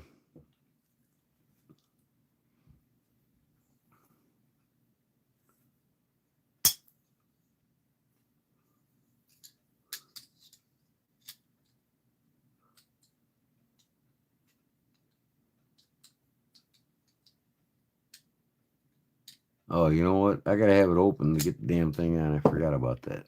Now I gotta do this fucking tool out of you. They only go back together one way. You can't have this in the way, so you gotta have it open. Goes, slides right on there. Now you can close it. There we go. I doubt this will slide on here. Yeah, see, it's in the way. So you gotta have this slid back first before you can get that on. And it stays together. kissing cream.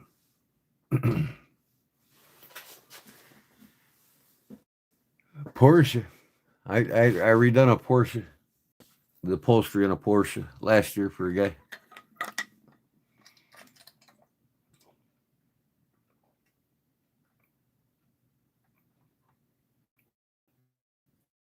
Dutch engine. Is that what you're asking? Talking gearheadism on a knife channel.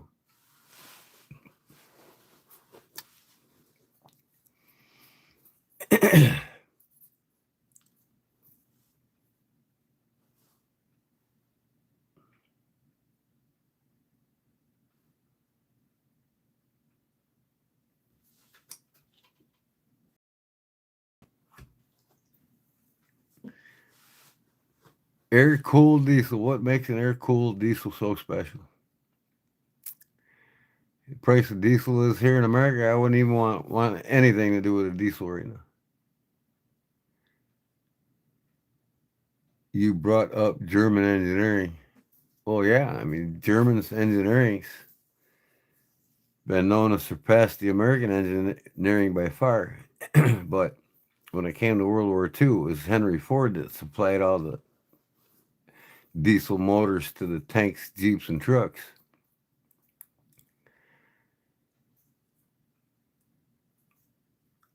As he had everybody in his back pocket. Yeah, German engineering. And I'm part German. That's why I love him so much, I guess. My home and surname is German.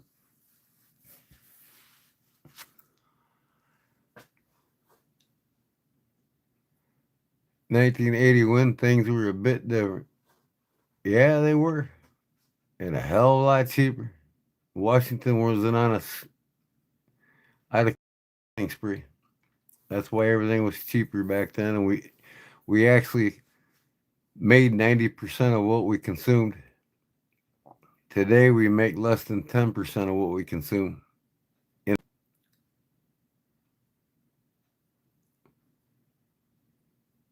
And Cougar products from Germany. Rabbit only had 52 horsepower.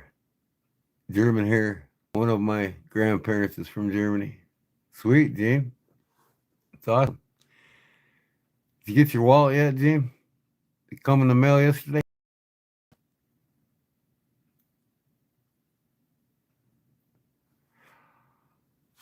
Uh-huh. I'm part Swedish too, David. Swedish and Amish, Irish, Dutch, and German. I'm a mutt, man.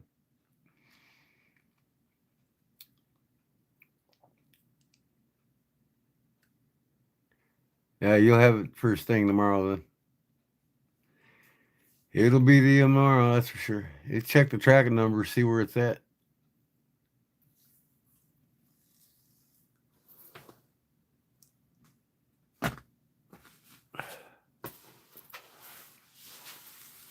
I got the one I made in here. I put it in there, didn't I? Yep, I sure did. Topside wallet. That's what you got coming right there. You're going to love it. You'll put your cash in it and a few cards and put it right in your purse. That fucking bear don't want to stay up, does it? So here's the three things I carved Gene Jensen. Last night I carved this. Everybody watched me live. And then when Paul went to bed, my last host, I carved this till 5 in the morning. Little goose. Canadian goose. I don't know if you recall or remember. I don't think, maybe you weren't around. I don't know yet. But I made this first one I carved is a bunny rabbit for my wife. They're all for her. I'm giving her them all. Every one of them. She can have my collection of little mini carvings. Something happens to me, she'll have them. For me back pocket. Oh, there you go. Right in the back pocket. I put them in the front pocket. People can't pocket pick you. This one here, I always carry it in my front pocket.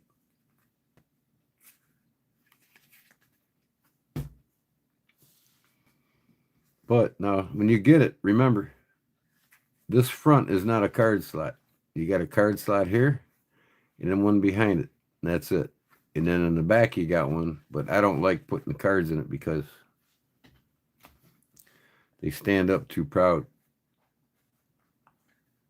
I mean, not bad, but it's up to you if you want to use it. But you got the slot right here, and you can put 3 or 4 cards in this slot in the front. Never here where the flap goes, though. That's for the flap.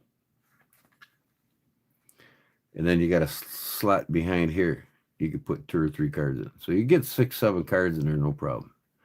And then, you know, your cash, you'll fold it up and put it in here, or just have it lengthwise. Then when you close it, close the cash and the lid together. But I'm going to make a couple more of these tomorrow. Or actually, when I wake, I want to have a couple on my eBay store for sale.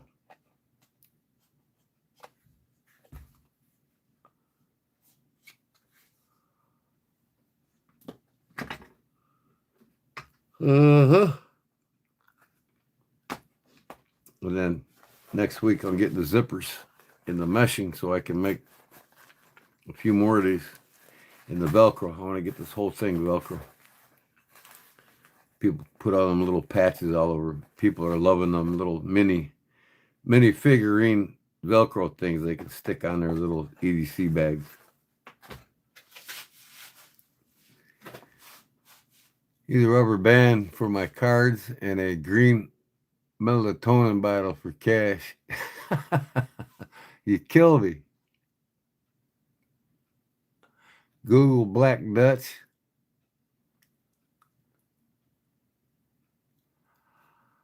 Yeah. What a day.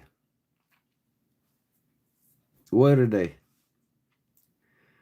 I'm glad I got to see George Thorogood one more time. This is probably the last time I see him. Probably his last tour.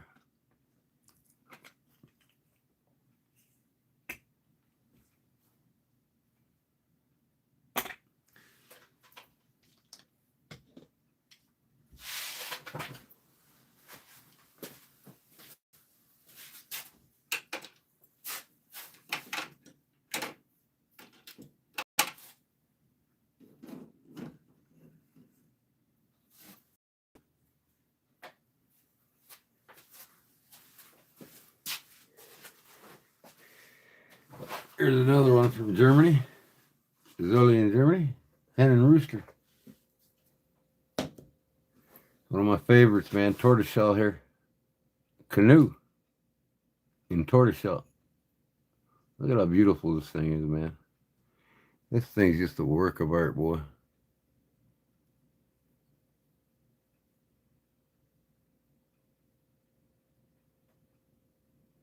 And there's the original box short.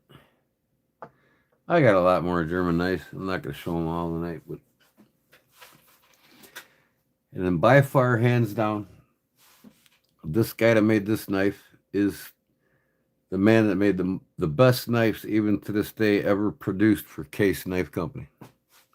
Then he went off on his own in Jacksonville, Alabama. Him and his partner, Parker Edwards. They were only together a few years. Edwards was a master with Damascus, so he went off on his own, and he actually started the I want to say Kiss and Crane Company, but they moved to Germany, and Parker had a lot of knives made in Germany. But this is the best trapper knife ever made in America, right here, guys, boys and girls. Parker Edwards in the late 80s. Look how thick that thing is. And there ain't a flaw on this thing. Not a flaw. Handmade, Jacksonville, Alabama. the best trapper known to man made in the United States. Right there.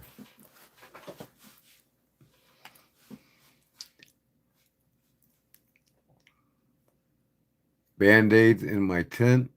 Right. I did 30 years of family history. Final DNA, I have a different birth father, so that's what I'm doing now. I got you.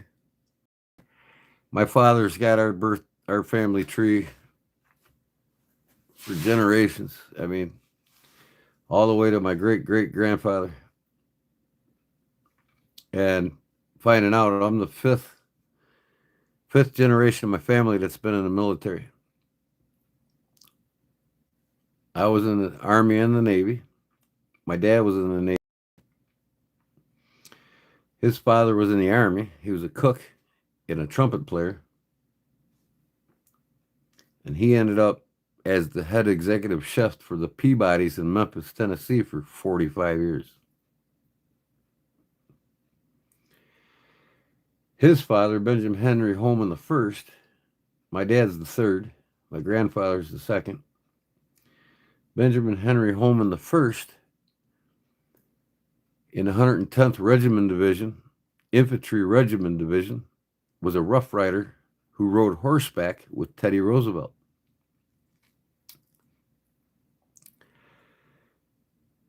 His grandfather on his mother's side, Clara Holman, my great-grandmother, a Wolfensberger. And he was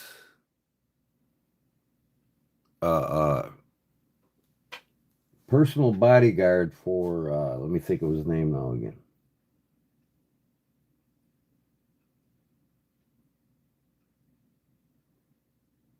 Man, I can't remember. I want to say,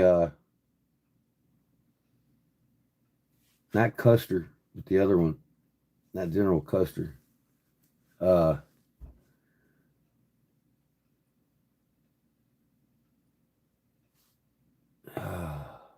want to say, no, I want to say Eisenhower. I can't remember. He was a personal bodyguard for one of the presidents. In the Army. They served in the Army together.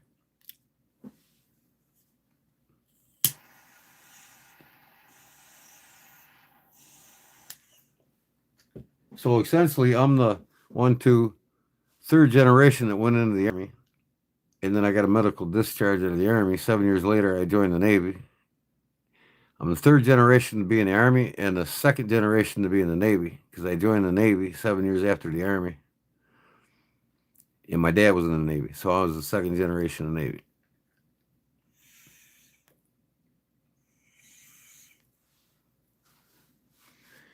That's all right, Dave. You don't have to thank me. I mean, in theory, I wasn't there for you anyway. Most Americans think war is for freedom, and it's not. But I appreciate the gesture. That's another con game. We're all beat over the head to pride in the red, white, and blue, what it stands for. And if people really knew what it stood for, you'll roll in your graves when you find out.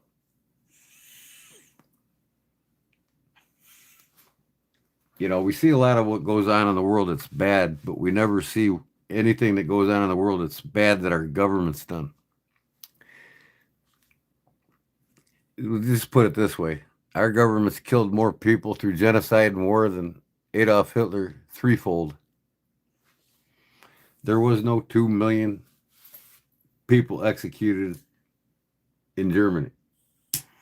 That was all a lie.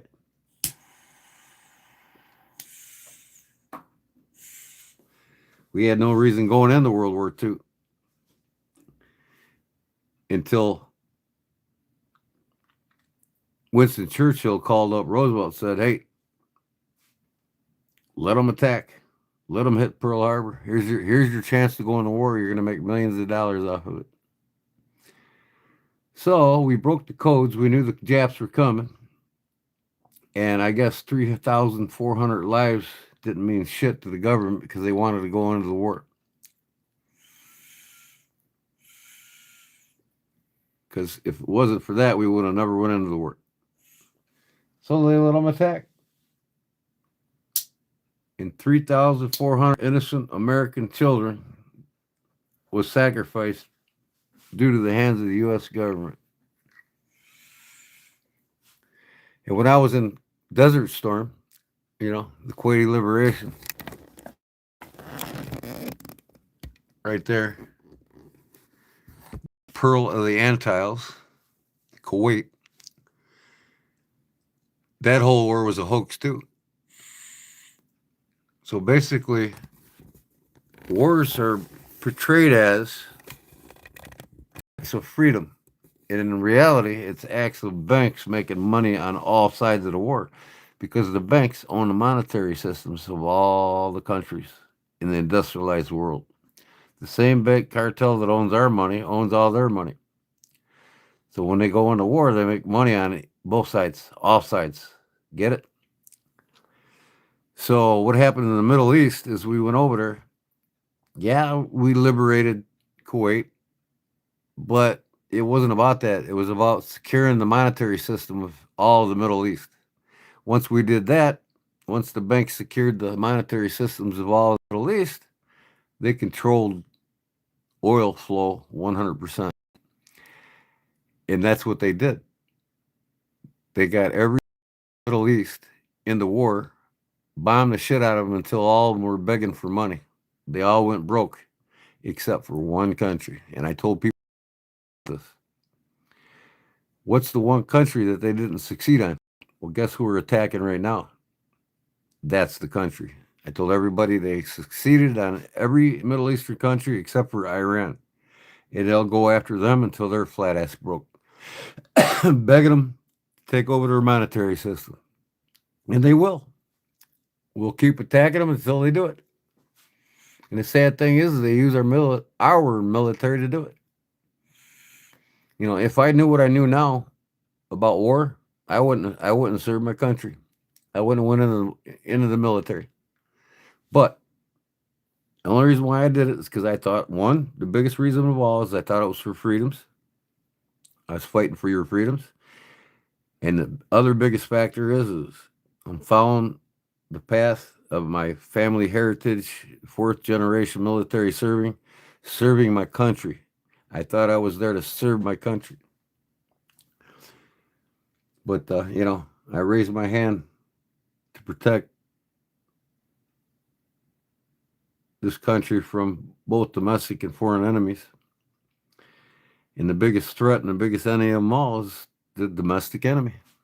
Foreign enemy ain't a threat at all.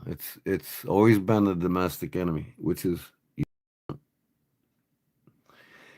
And if the people of the United States could only fathom how many millions of people that's got slaughtered through genocide and covert ops overseas by guerrilla experts that we train and funnel weapons to, that never makes it back to the public's visual eyes or minds that it's even happening, you all would have a heart attack. I mean, it's just bullshit. War is plain and simple bullshit anywhere in the world. In the Middle East, don't want to strike your country or get involved in BS. They never have for thousands of years until we stuck our nose in their business because of the banks wanting to take over their financial system. So there's a lot of lies in this world. Don't believe half of what you see and most of what you hear. And now with AI, it's really making people stupid. What to believe and what not to believe. So they just keep making up all these things to distract us all from reality. And they'll never teach our children in the public schools anything of substance, especially not real history. Sometimes you question yourself, is the earth actually flat? Did we actually land on the moon, right?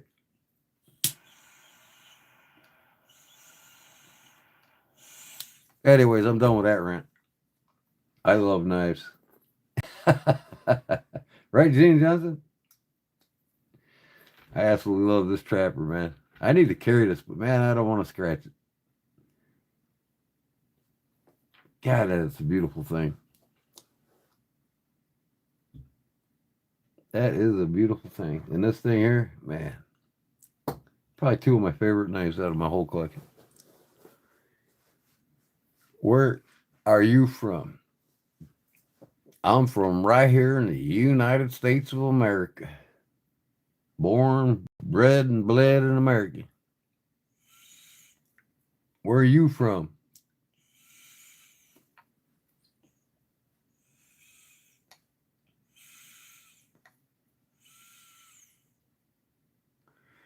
Gene Jensen's going to bed. Yep, I'm done ranting if you want to stick around a little more, but if not, I understand. Your eyelids are probably getting heavy and you want to hit it, and I'm going to be following you here not too far behind you real soon.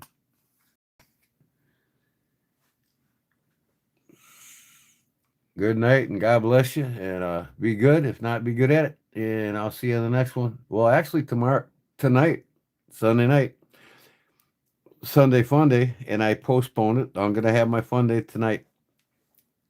Between 8:30 and 9 o'clock, I'll start it. So I'll see you tonight. A chance to win. Both subscribers and members get a chance tonight to win.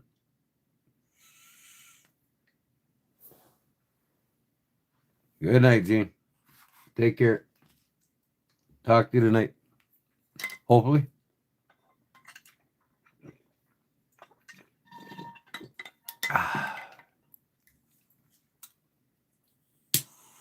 I haven't put you to sleep yet either, Clip.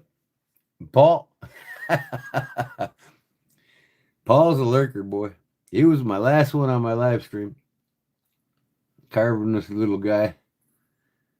Finished her up. I sprayed him down with the airbrush this morning. Looks pretty cool, don't he, Paul? Little Kodiak bear there, huh? Carve me a mouse, G-Man. All right, you want a mouse? I'll carve you a mouse.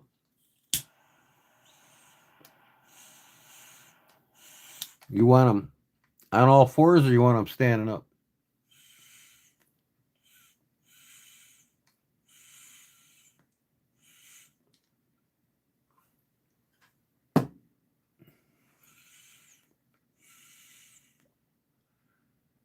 Yeah, standing would be rad. I gotta find a picture online here of a mouse standing up.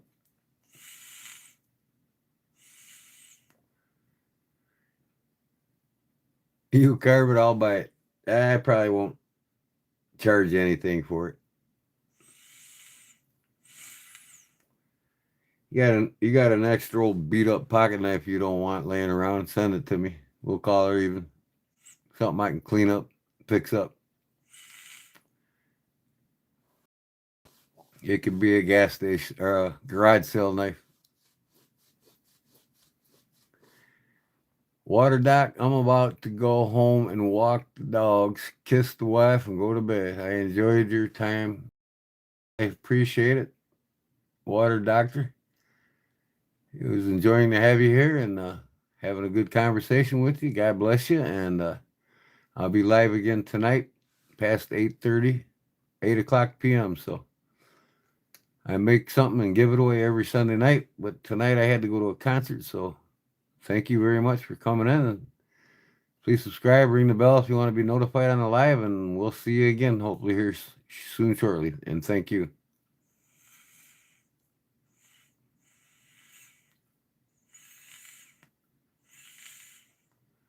Welcome to the family. We got a lot of regulars here. Great conversation. What happened to Brown Sugar? Did she come in here tonight? Did she come and go? I didn't even see her, I don't think.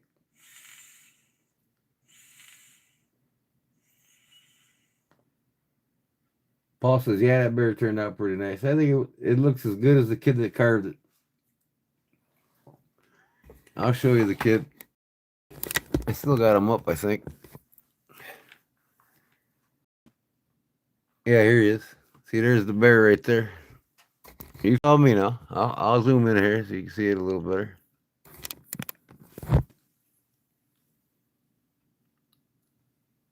Hold on, I gotta zoom out. I'm a little too close.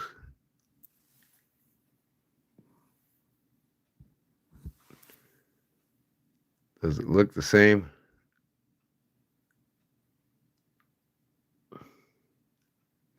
Hold on.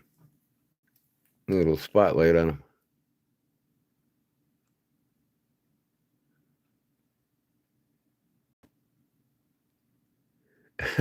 I did pretty close, huh?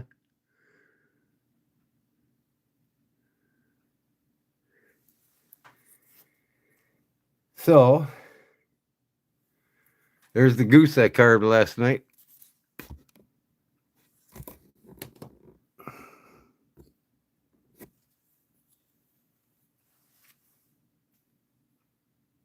Try to hold it like him, huh? If I can.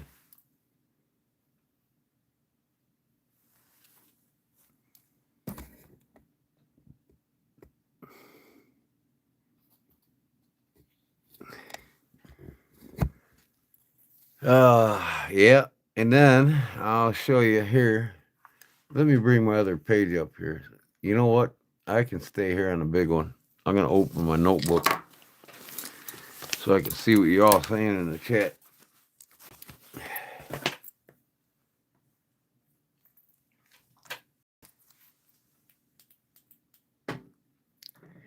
Yeah, I can look at a picture and draw it or carve it. You know, I don't have to have a pattern or nothing. Let me see here. You, my life. All right.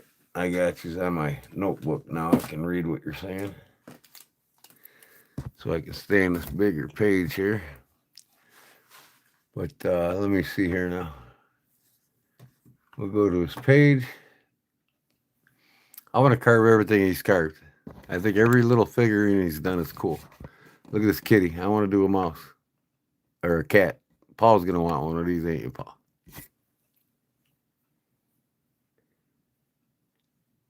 You just need a hobbyist sometime. Welcome to the live chat. Today we're making a very simple cat out of a 1x1. So let me see here. This is a cat that he's doing. So I'll jump through it quick. He shows you how to lay it out and get rolling on it. I just watch what he does and carve the same thing he does. He's using a Mora. I think he's from Sweden. Now you hear. I'm trying to jump forward. There we go. He's starting to get the shape of the ears and the face. I think the cat's going to be next, Paul.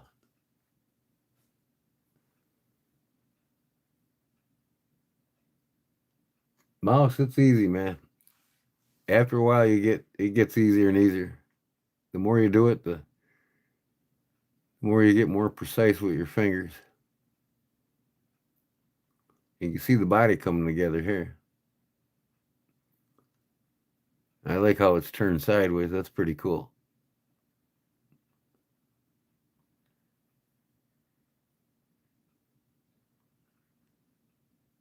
He's using a Victorinox there. That's all you need, a Victorinox.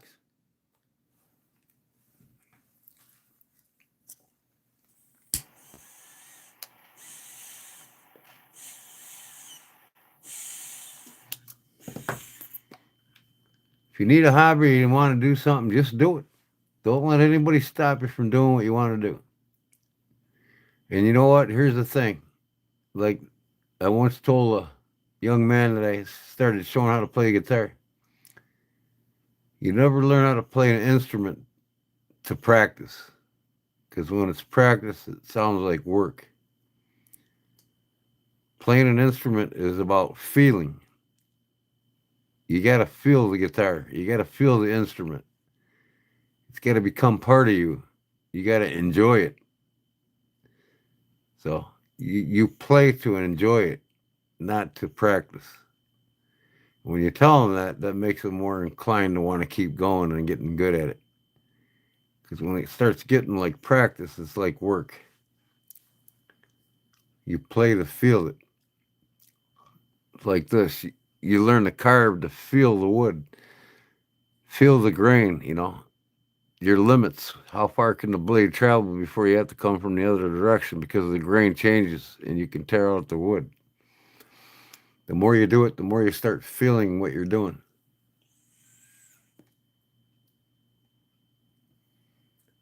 Yeah, well, mouse, yeah, playing alone does get old. That's where you need to get yourself like some soundtracks for the songs you want to learn, or even get you a soundtrack machine where you can make up a beat, you can make up a rhythm and play along with it, and then it makes it so much more satisfying.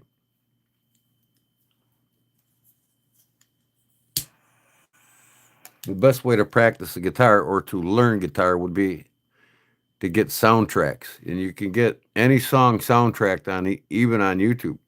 Just play along with it.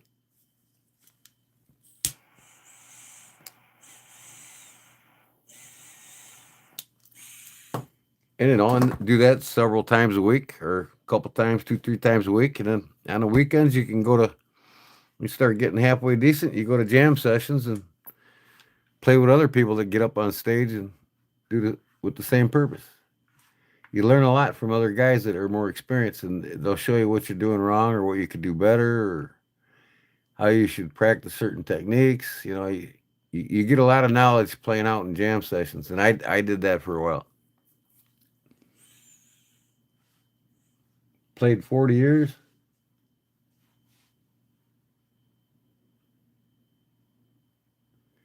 More fun to create with other people. Yeah, that's what jam sessions are for. So yeah, he's almost got the cat done here.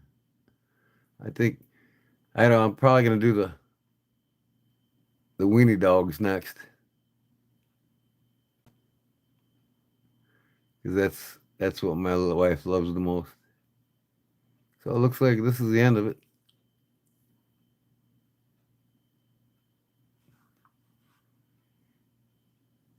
Simple little cat.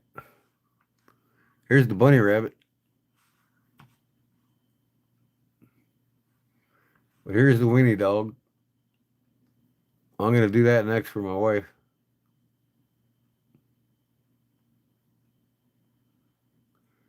And here you go. Subscribe to this maker experience, it's called.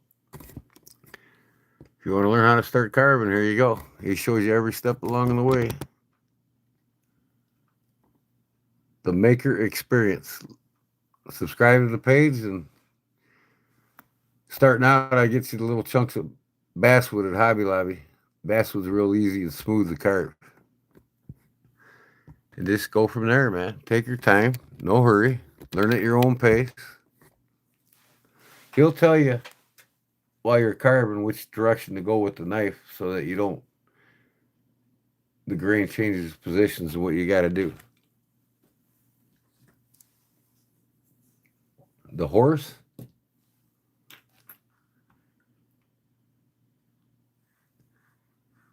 Yeah, I'll show you this dog here real quick. Get down to the nitty gritty here. He's doing the ears there. Now he's doing the rear end. He took that chunk of wood off the back. That's what he's doing now for the rear legs. He's doing the tail, carving out the tail there. Almost done. Little weenie dog.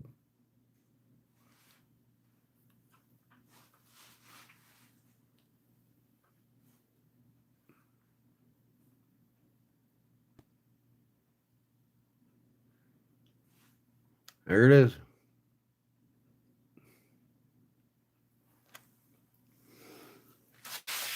Okay. Yeah, he's got a little hedgehog and everything here, man. Let's see. There it is painted.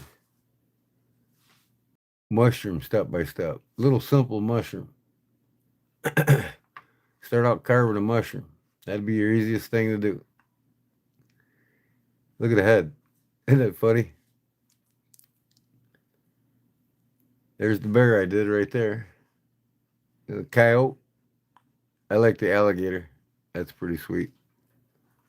There's the alligator. Got a beaver, a trout fish, a mushroom,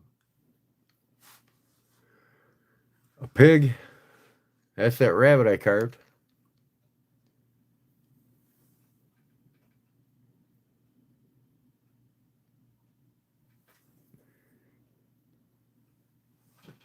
A red-tailed fox, red-tailed fox, red fox, a squirrel, a chicken, a duck. I want to do one of these head figurines. A wizard. Here's the horse. A raccoon, a panda bear. Let's see the horse. Who's going to bed? I headed to bed. See you tomorrow. You mean tonight? I'll see you tonight, Cliff. You betcha, brother. Thanks. God bless. Be safe, man. Don't get hurt from now on then. Until then.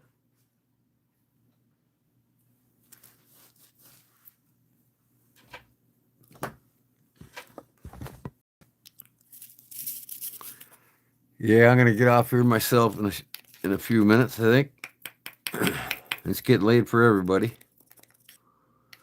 Even though, let me see, it's only midnight for Cliff right now. Must be nice. But he don't get much daylight and much warmth either, like we do.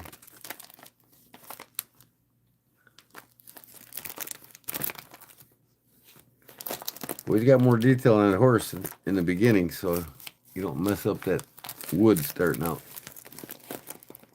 It looks like a bigger chunk too, like a 4-inch by 2 by 1-inch block.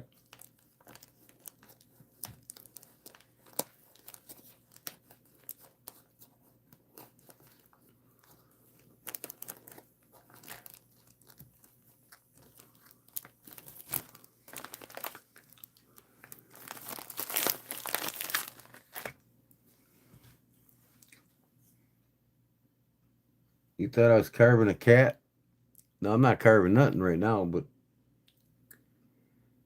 yeah, I think I'll do the cat next.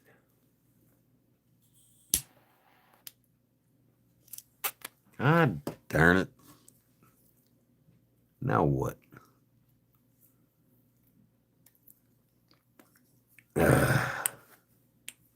Pipe jam, pipe jam. Oop. Damn it. There's something in there.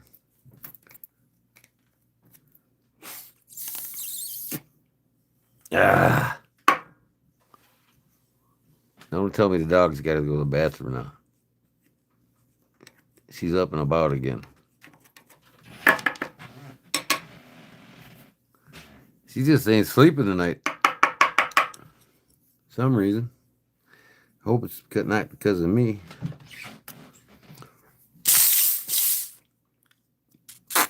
Man, I got a clog going on here in my pipe, man. That's not good.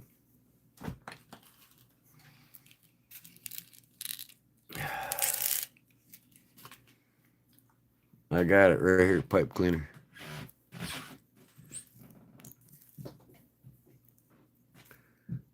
I can get her down in that hole.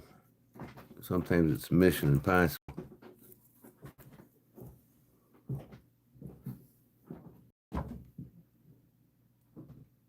You taking the dogs out now? Yeah, I can't sleep.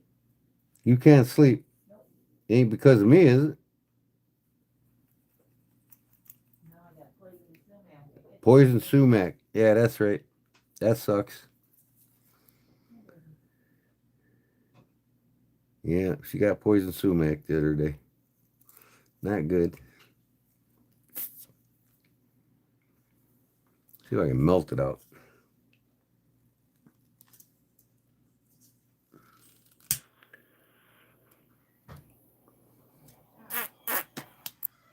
God almighty.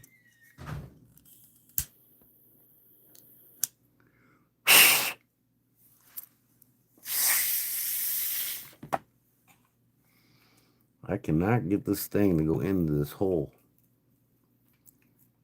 It will give me a piece of wire. Oh, man.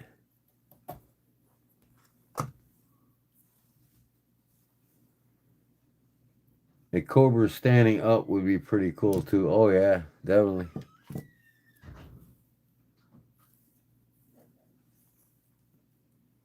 Definitely, definitely.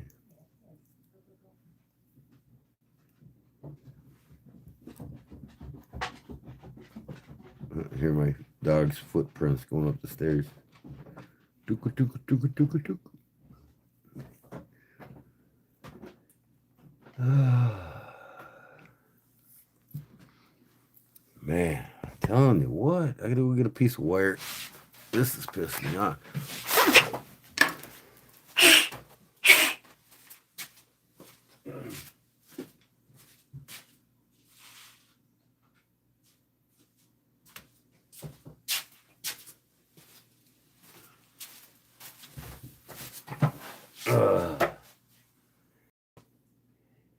There we go. Fucking wire cleaned it right out. Boy.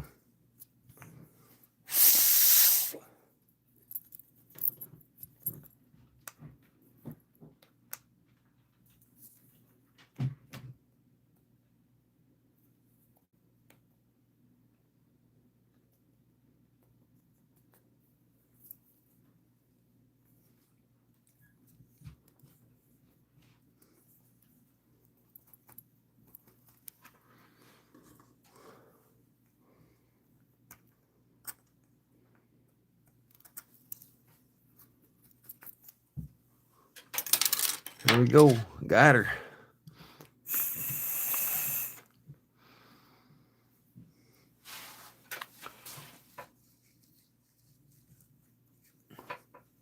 How's that horse looking? I have to speed it up for you.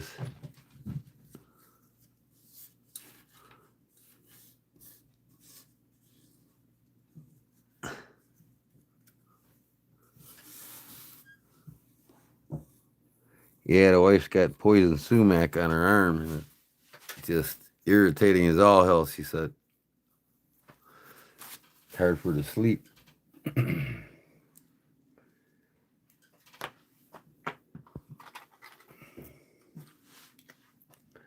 All right, let's get on with this. Man, this is a long one here, boy. I'm going to go halfway through the video. There, it's starting to take shape.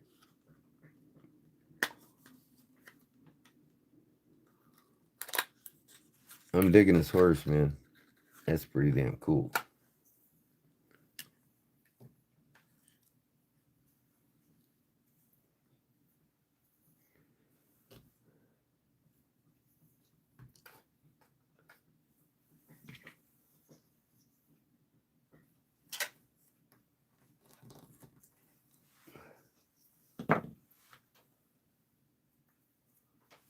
All right. I'm going to get on with a stupid video. Now I got my pipe back together.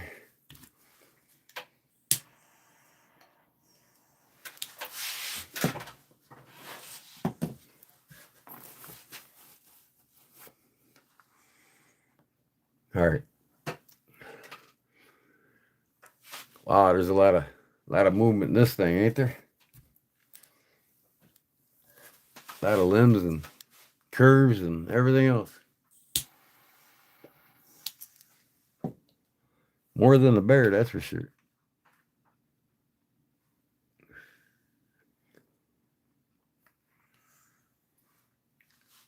Getting there. Cool how he sees the shape in a block of wood. Well, that comes from your artistic mind, you know what I mean? The more you draw animals, the more you carve them, the more you understand their anatomy and how their bodies look in perspective to the position they're in. It's like if I do a sketch drawing of a horse, I can do it exactly like that because I know the curves of the horse. I spent a lot of years around them. You know, I used to be a farrier. I used to shoe and trim horses, so I know every curve of a horse. So to me, I can draw a perfect picture of a horse because I have it engraved in my mind. You know, some of your best carvers can be farmers. You know what I mean?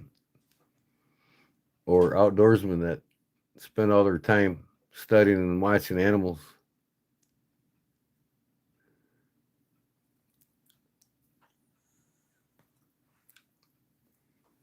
And that's what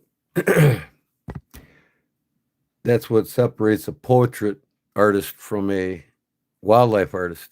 Is the portrait artist understands everything from shapes and positions of parts on the face to their relative position to one another, whereas they don't have a clue about animals, shapes, and relative position. So it's harder for a portrait artist to draw a animal and vice versa. Somebody that draws or carves an animal don't know the relative position to the parts of the human face as much as the portrait artist does. So it works both ways. And then you can do them both. Just the more you do them, the more you understand it.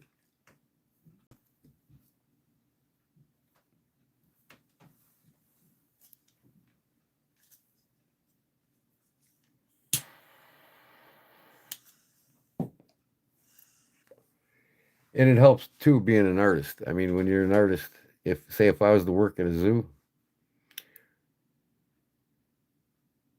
I'd be around these animals all the time. I could draw them without even looking at them. But being there makes it even that much better. You get to study their prominent positions and relative positions.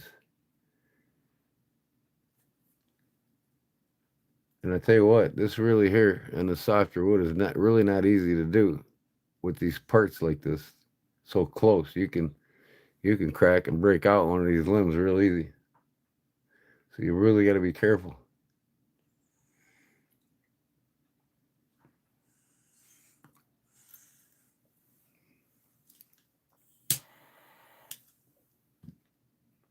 And this is a more complex piece. That's why it's taking almost an hour for this video versus the other ones are only like 28 minutes.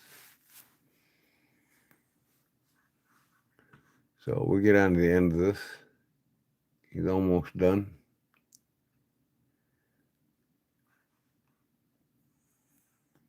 A little more detail on the face.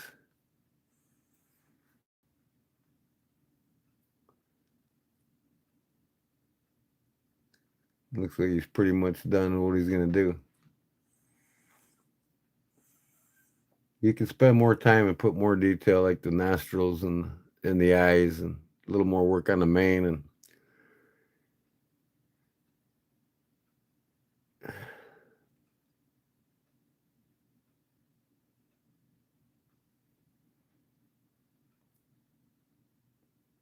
it depends on how much you want to put into it.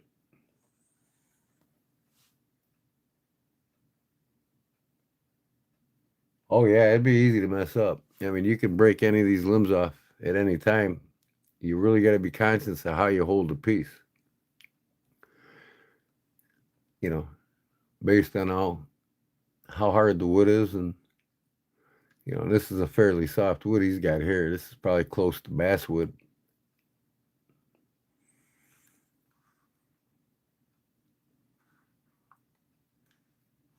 But who's this guy here?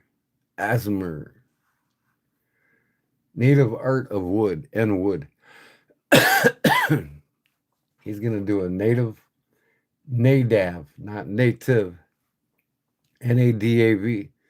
That's a Norwegian term.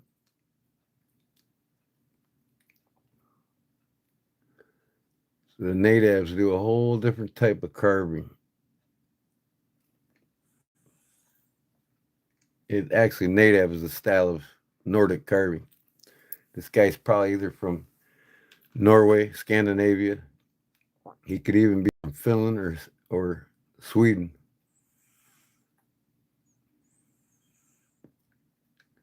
They got their own style of carving called native carving. These are the guys that do the Kuska cups. The one that I carved and gave away that I got to redo for a fella. Looks like he's doing a little turtle there. So I'm not going to bore you with all the carving. So in his hairy ass fingers. But you see he's got the straight warm clip style blade for carving. You know, it's nothing better really. That's an actual carving knife from a carving company, and they make a lot of them in Sweden. So we get on to what he's carving here. He gets into really great detail on this. I know that. Look, he broke it off. Now he's gonna carve this little ass thing. Tell me that don't take patience and time, right?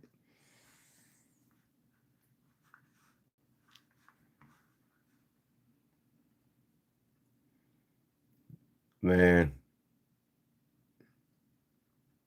he going all out in this thing. Little turtle.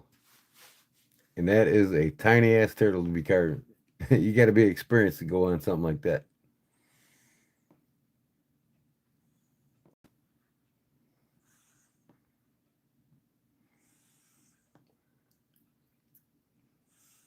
What's he putting? A little eyelet on it? You gonna make a fishing lure out of it? You're gonna catch some fish with it.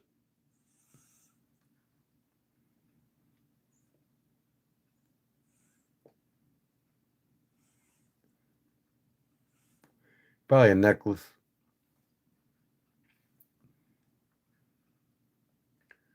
All right, what's he doing now? Heating something up.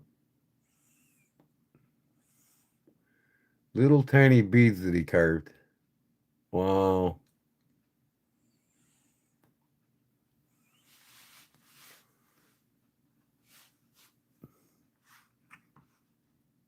Too quiet in here.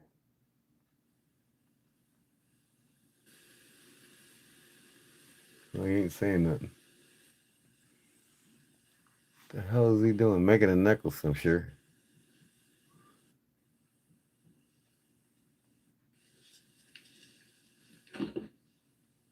Yeah, little necklace. Little tiny turtle. And now he's gonna paint it? What the hell? Yep. Put some detail in it. I think you do that before you put it on the string, right? Oh, he just put a clear coat on it. I got you. That thing's cool though, ain't it?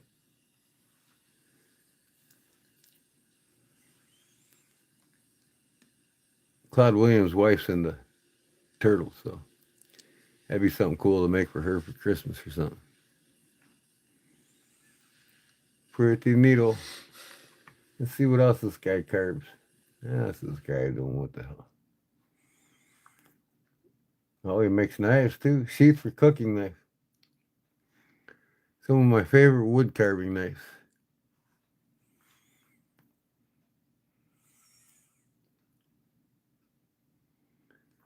So let's see about this guy, where he's from.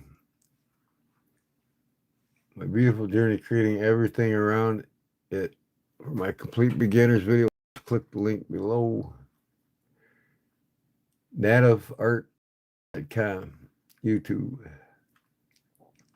Wow, he's got 8,939,000 views. Hoo-wee. 8 million views with only 49,000 subscribers. That's pretty damn good. I just turned 2 million views myself. Not bad. Most guys don't get 2 million views until they get up to 7,000 subscribers. I got 2,047,000 right now. He makes spoons. Spoons. I have to watch this guy go. Scrap wood.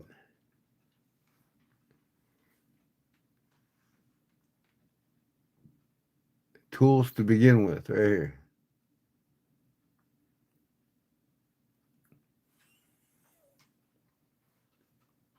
Every new skill, a set of tools is needed, and most of the time, the sheer number of tools and possibilities is overwhelming. He speaks enough English. to Cool. keep us from starting. That's why I made this video, to show you the simple. I've got just about every one of them tools. If I were starting over, and the first carvings I'd make to begin this beautiful journey. Okay, that bull To adds me, up there. learning a new skill should be rooted in fun and simplicity. I want to have the minimal amount of tools that offer the most creative freedom. Over the past 10 years of carving, A I've bowl, tried a countless bowl tools, carving and I can confidently knife. say that these three are the most intuitive and versatile. Yeah, them are the three most A important sharp right there. sword A knife, bowl carver, a a hook carving knife, knife, and an axe. and an axe. Of course, there are other tools that support the process, and I'll show you them as well. But I'll start with these three, since they're the core carving You can do tools. so much with them three tools right Starting there. with the sloyd knife, it's the most basic tool you will need. All right, The Bob reason I love Plastic it so Wrap. much is Good thanks night. to its versatility. Thanks for stopping in. It can be used alone to carve endless projects, from simple ones to complex. And due to the short size of Look at the little blade, whale he did. it's easy to control and get accurate results while learning. Now, in the beginning, I was carving with mainly a straight There's a blade, Swedish but I butter came to knife right there. understand that the round motion of the blade gives so much freedom, and with freedom comes peace. Lately, carving for me has become a form of meditation. The pure joy It is relaxing art, slicing you know what I mean? with A very blade relaxing curves hobby. that sing to both my ears. I mean, you get really lost in what you're doing, and it just there's just something about taking a piece of wood and making something out of nothing with it. You know what I mean? I suddenly understood that carving Yep. Good night, Bob. can be Thanks. much easier. The motion itself is very similar to how you would use a knife for peeling an apple. And when you struggle, You can carve an apple with it's harder to do it. I want to make me another a spoon. common question that pops into one's mind. Maybe I'll make a spoon tonight and give it away. How would you sharpen? Y'all game for that? And although it might take time to master, the technique is quite simple. Using a wooden dowel with sandpaper or metal is the tool you need. I made a separate video. Yeah, that's how I sharpen mine. I'll add the link in the description below. I have the axe. At first thought, you would expect it to be there to split. I gotta get me this axe right here. Look at Mora. And with the right technique, it will But speed I want the I want process, leaving you with a rough shape that is perfect to a solve fine problems. wood axe made in Finland. Of course, theoretically, you wouldn't need it, as you can use the knife to remove all confusion. But to have an enjoyable, pain-free carving session, you want to minimize the rough cuts. Tell you what, Paul, go get you a couple basic tools like I showed you to start carving. For the axe, you will need to find This time next year, you'll be an expert at it. but it should be wide enough for the axe. Give you something extra to do besides watching me every night. The height of the axe block should let you have around Get one of your favorite pocket knives out and the axe. and use it to carve with Blade on the axe. that tough ass steel that you got. Might be a bit easier and better for your posture, but for me, due to a lack of space, I found that axing while sitting works great as well. Yep, I'm gonna have to get out the axe tomorrow, and chop something up for the live stream, One that will be easy to find. or tonight, I should say. But I haven't found it again. So when I'm driving, instead of I make a spoon. If I make a spoon for the kitchen, you guys will use it on your sauces. look for a cheap axe, Every time you use it, you'll think about the night you saw it made, right? the main important thing here is how comfortably it sits in your hand, especially when you hold it close to the axe hand. It should feel balanced. Go for it, Paul. I'm telling you, man. Another Do it, and then I found is that the start blade filming your journey on YouTube. in the direction It could be a whole new window for you. I tell you what, they get a lot of views. cuts for small corners. This guy's got 49,900, and I wonder how many videos. He's probably only got 500 videos, less than me. Harder steel and carving friendly depth. Usually, cheap hardware store axes will have a lower end quality steel that is significant. You can get all the guys in the knife community to come follow you and watch But I you still found that it's good enough. just by announcing it on all the live streams you're on. They will also often come with a round bullet-shaped bevel that is meant to withstand rough splitting blows. But this angle and shape are useless for us when we cut. We want flat bevels on both sides, with a total angle of around 25 to 30 degrees. Like this, So go out in the backyard, grab your limb, and start making a spoon out of it. to sharpen things, you can use either an electric tool or, with a lot of time and patience, you can use rough diamond files or cheap diamond plates. Though, if you use an electric tool, you must be careful not to destroy the heat retain. I use a small bowl with water to frequently cool it. So these are the three main tools I would start with. That's the tools you'll start with right there. A good carving knife, good bowl knife, and a good hatchet. You want the short handle hatchets. They're more controllable for making precision chops in the beginning. I like to use a foldable pruning saw as it's very compact and fairly cheap. It works great for foraging and making accurate cuts when carved. Then, Yeah, I mean, if you go on a new journey, Paul, and you start filming it on YouTube, you know, everybody in the knife community, you tell them about it when you're in their lives, you know, they'll all come and watch you just because you're part of the family. I use water to make my last finish. But recently, I got a tip from one of you to use an eraser instead. It works perfectly and keeps the workspace. Then, stroke and polishing. Never thought of using an eraser on a stroke. In between carving sessions. The stroke Hmm. can be made from an old leather belt or a piece of canvas, and the polishing compound can be found in your Burlap. stores, usually advertised for polishing metal and jewelry. For those who Stroking want to get compound. paper safe, I would recommend using Good either pair of gloves. or cut proof. You could even make yourself a simple thumb guard from an old piece of leather. Make you a thumb wrap out of leather for you, Paul. For finishing the cut. In the beginning, it will be hard to get smooth surfaces only with Baco lap leather. Yeah. using sandpaper can be very helpful. Then, some sort of oil or wood finish to add a protective layer. I really love one of them.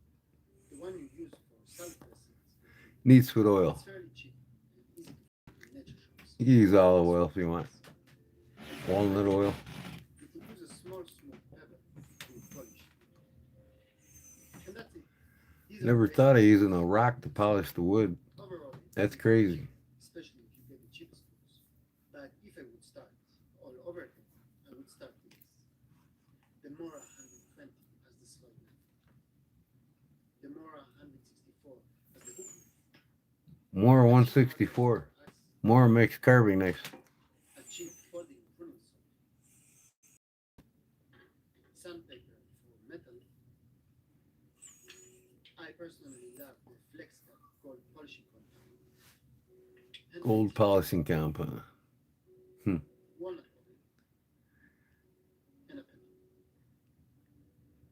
And As a for pebble. I would start with simple shapes that are comfortable to hold. First thing for you to carve would be a Swedish butter knife, just like he's doing here, Paul. One of the easiest things to carve. Then move on to learning how to use the axe, carving many spoons, as they are easy and very intuitive. Yep, I think I'm gonna make me a spoon tonight for you, though. Like bows and trays. I gotta make two things though, so Pose new challenges, but I spoon will be quick. I could do a spoon and something easy for the subscribers. I would work on The spoon will be for the members only. and understanding three-dimensional shapes and techniques to carve. They Yeah, a will little require feather you a make. good understanding of the grain direction and a good control of the design. So I find these subjects perfect for an advanced stage of learning. The whale, sperm whale. I am sharing with you this video after spending more than 4 months planning and building a complete beginner's course. I've learned so much. There you go. Making this course. Get you a bowl carver and a hatchet, and you're good to go. Having all the basic tools and techniques You know, even if you got to open them, you can shape it like I did here, right? If this sounds interesting, you can That's all you need, man. Go get you a $15 number 8 Mora or Opinel and and I'll see you next time. grind the blade down, or have a friend do it if you don't have the machine, and you got your carving knife. Make sure you keep the blade cool though while you shape it, because you don't want to fuck the tempering up on it.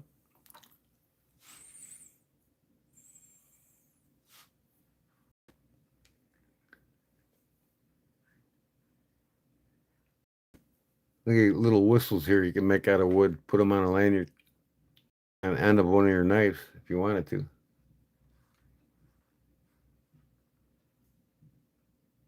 I've got a fun, easy project for you guys today. We're making a wooden whistle. A wooden whistle.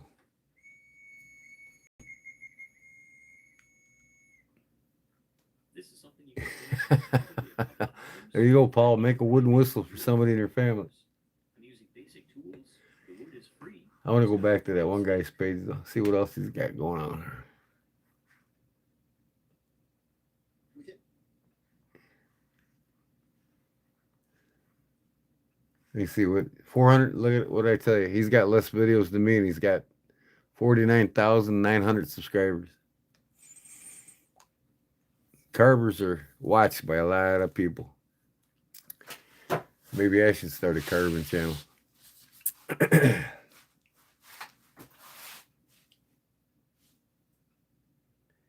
How about a 2x2 and a miter saw?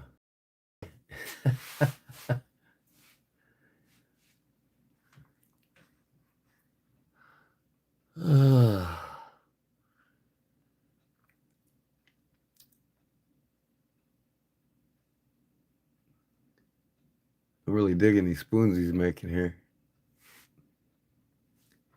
I have to watch one of these carving. Watch him carve a spoon. Start to finish. All right, let's watch him make the spoon right here. 10 minutes long. Not bad.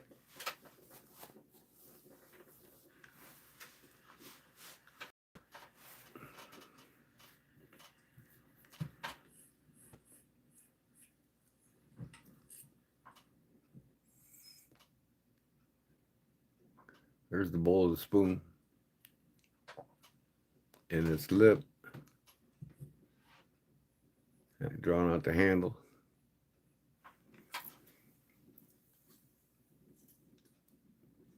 No axe. No, he's going to use an axe on this.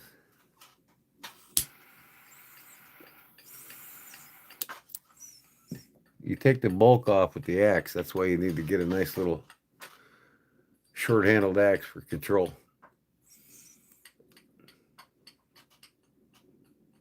All the bulk. Most carving like this, all your bulk's taken off with an axe.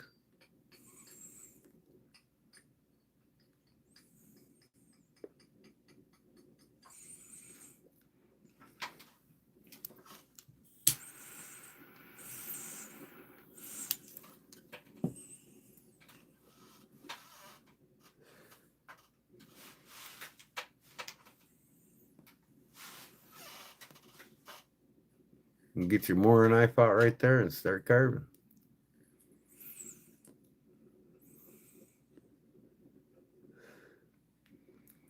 You'll see him pull out that bowl carver. I've got a couple of them.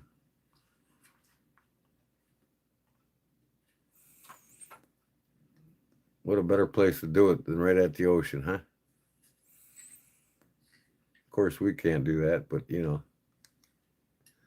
I got plenty of man-made lakes around me. Sit out there with Mother Nature and carve away. You got your favorite dog with you.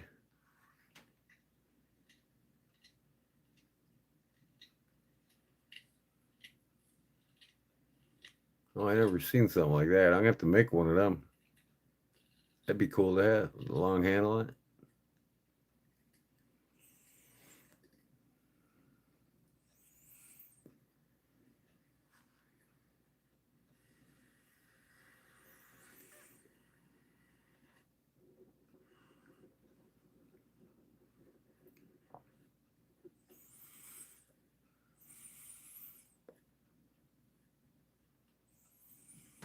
All right, how's he gonna get the bowl carver up? There it is.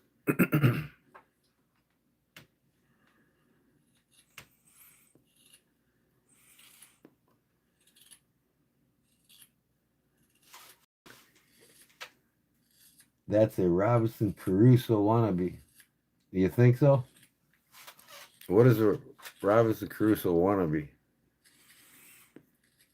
People that see stuff like this and think they're actually the ones that are the wannabes because they can't do it.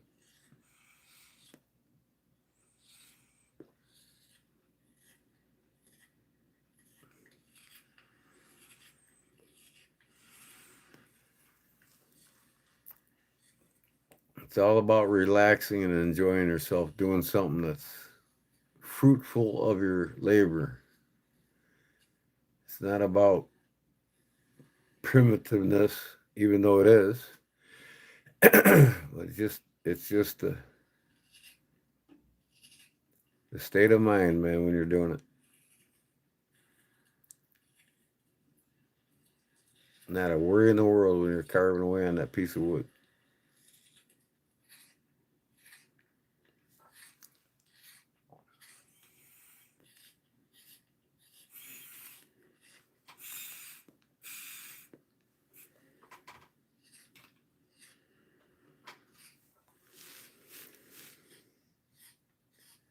And you see how that bowl chisel works? Makes it nice and curved, boy.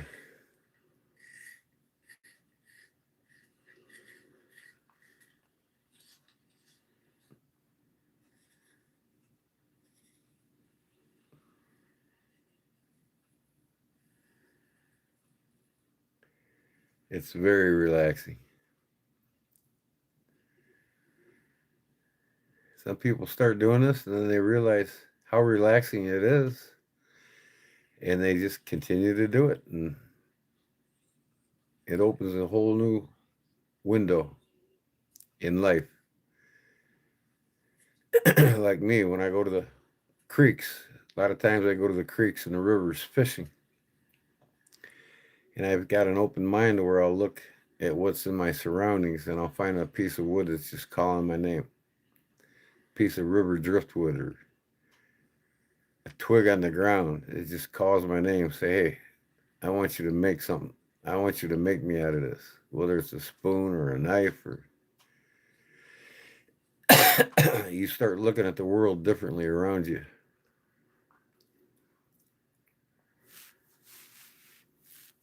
And it makes you appreciate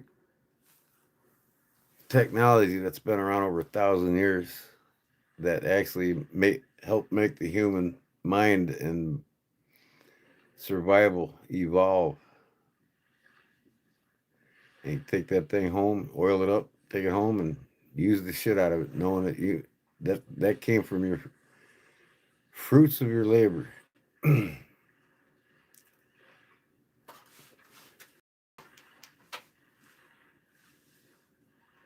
Eternal patience. Yep. Oh yeah. Yep. He's probably got some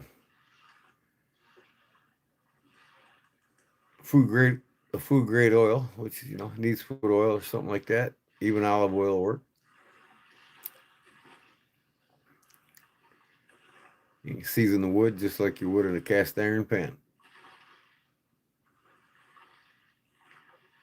so it don't absorb the stuff that you use it on. Look at that thing, man. I could drill a hole through the handle and make a pipe out of it.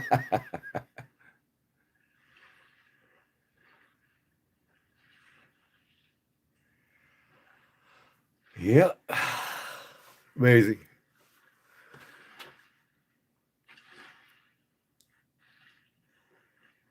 There it is, stuck in the sands.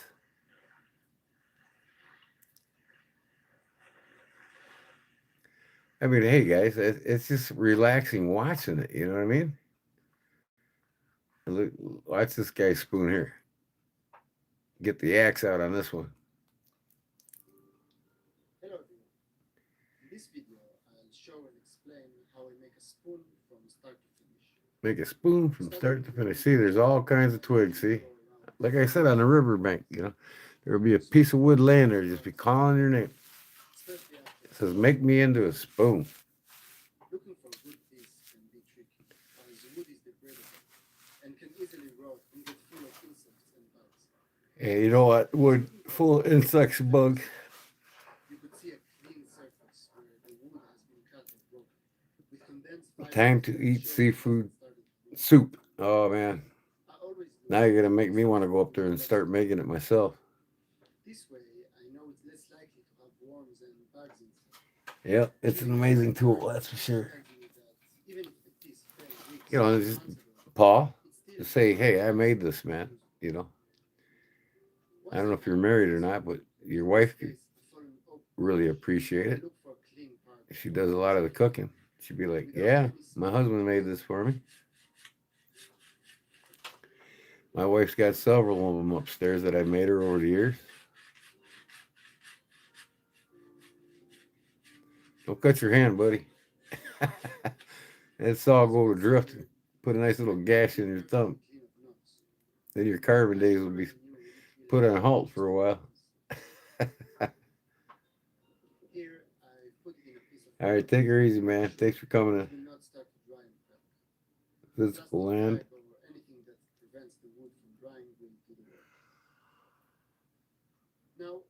This is the same guy. I found one of his videos in the feed. Same dog. Bring that wood home now and do it in the comfort of his own home.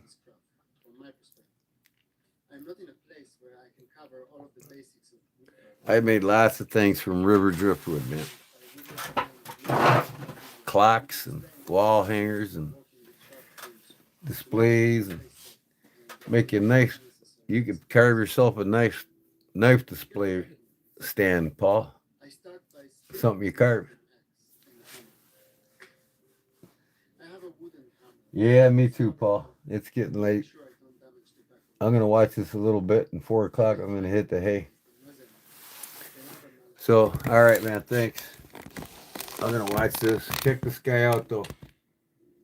You want to see his channel here? You can go check it out real quick.